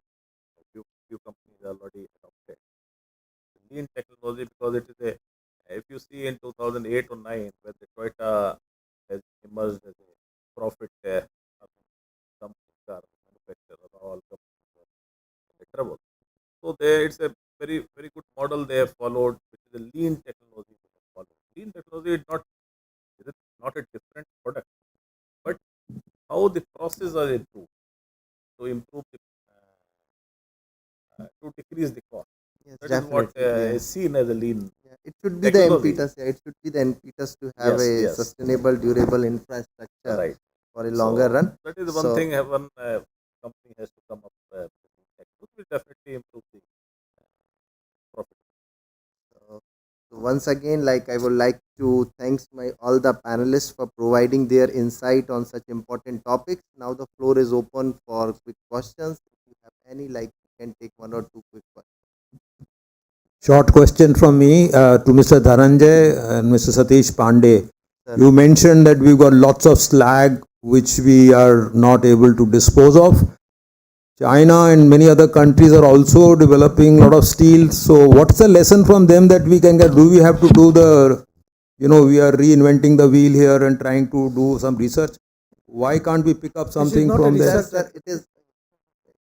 Sir, this is not the reinventing the wheel. The first time in the world, the entire slag aggregate has been utilized in the road construction. We have been approached by the National Slag Association USA as well as the Nippon Steel Japan to transfer the technology to utilize the processed steel slag aggregate as an 100% substitute of natural aggregate. So, for your kind information, I would just like to inform you that even the US is looking forward to build a road on US Mexico border using the processed slag aggregate. We are in touch with the National Slag Association. This is one of the important, like in Indian context, we have 20 million ton steel slag generated annually, and this quantity is slated to increase to 60 million ton by the end of 2030. So what is the paramount importance is that, like, how we can utilize this material as an alternate aggregate in different infrastructure project work.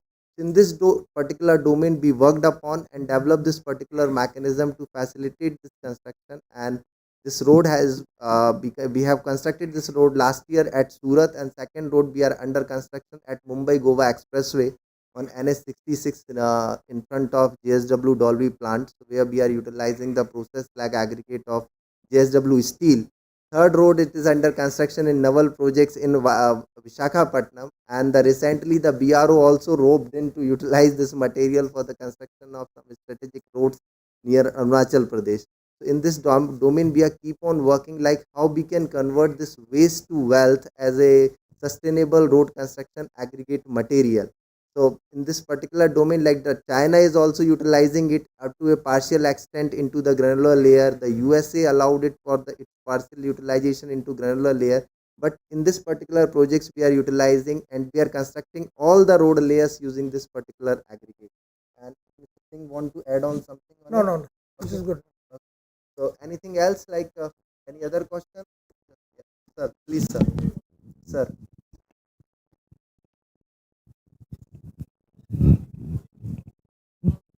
Yes, sir, we are putting in concrete also, like being a road. We are constructing one road at NS66 using concrete. We are putting in PQC and DLC both the layers. 100%. You studied the bulking effect of this ever? There is no bulking, sir. Volumetric expansion is there due to presence of free lime, but we have changed the technology to reduce the volumetric expansion by less than 1%. This particular aggregate is as sound as the good quality natural. And the percentage of water absorption is less than 2%. Less than 1%. Less than 1%. Another question is to strength is around SRMB. Sir, you mentioned ductile steel. The elongation of steel is from 14 to 18%. Does this ductility increases this elongation? If so, the consequential effect of it, when it is more than 18%, will not the creep in these bars stay there and damage the structure ultimately? Thank you. Well, this new specification of elongation, which is in addition to the BIS standard, is given by MORTH recently in one of their circular. So accordingly, we are producing it. Now, your question is too technical for me, so maybe I can give you my mail ID so that if you give us in detail what is your question and what you want, my team would give you a... Okay. Fair enough, Mr. Naveen. Thank Yes, you very two much. technical questions. Yes, fair enough. Thank you very much.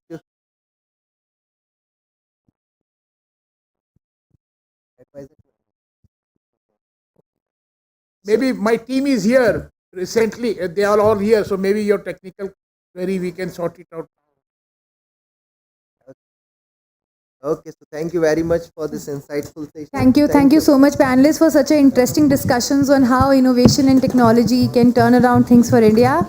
With this, we come to a close to this third edition of the Roads and Highways Summit. We welcome all of you to lunch. Sorry for the delay, but wise words from honorable ministers should never be missed. So thank you so much, and we look forward to having you with us again for the next edition.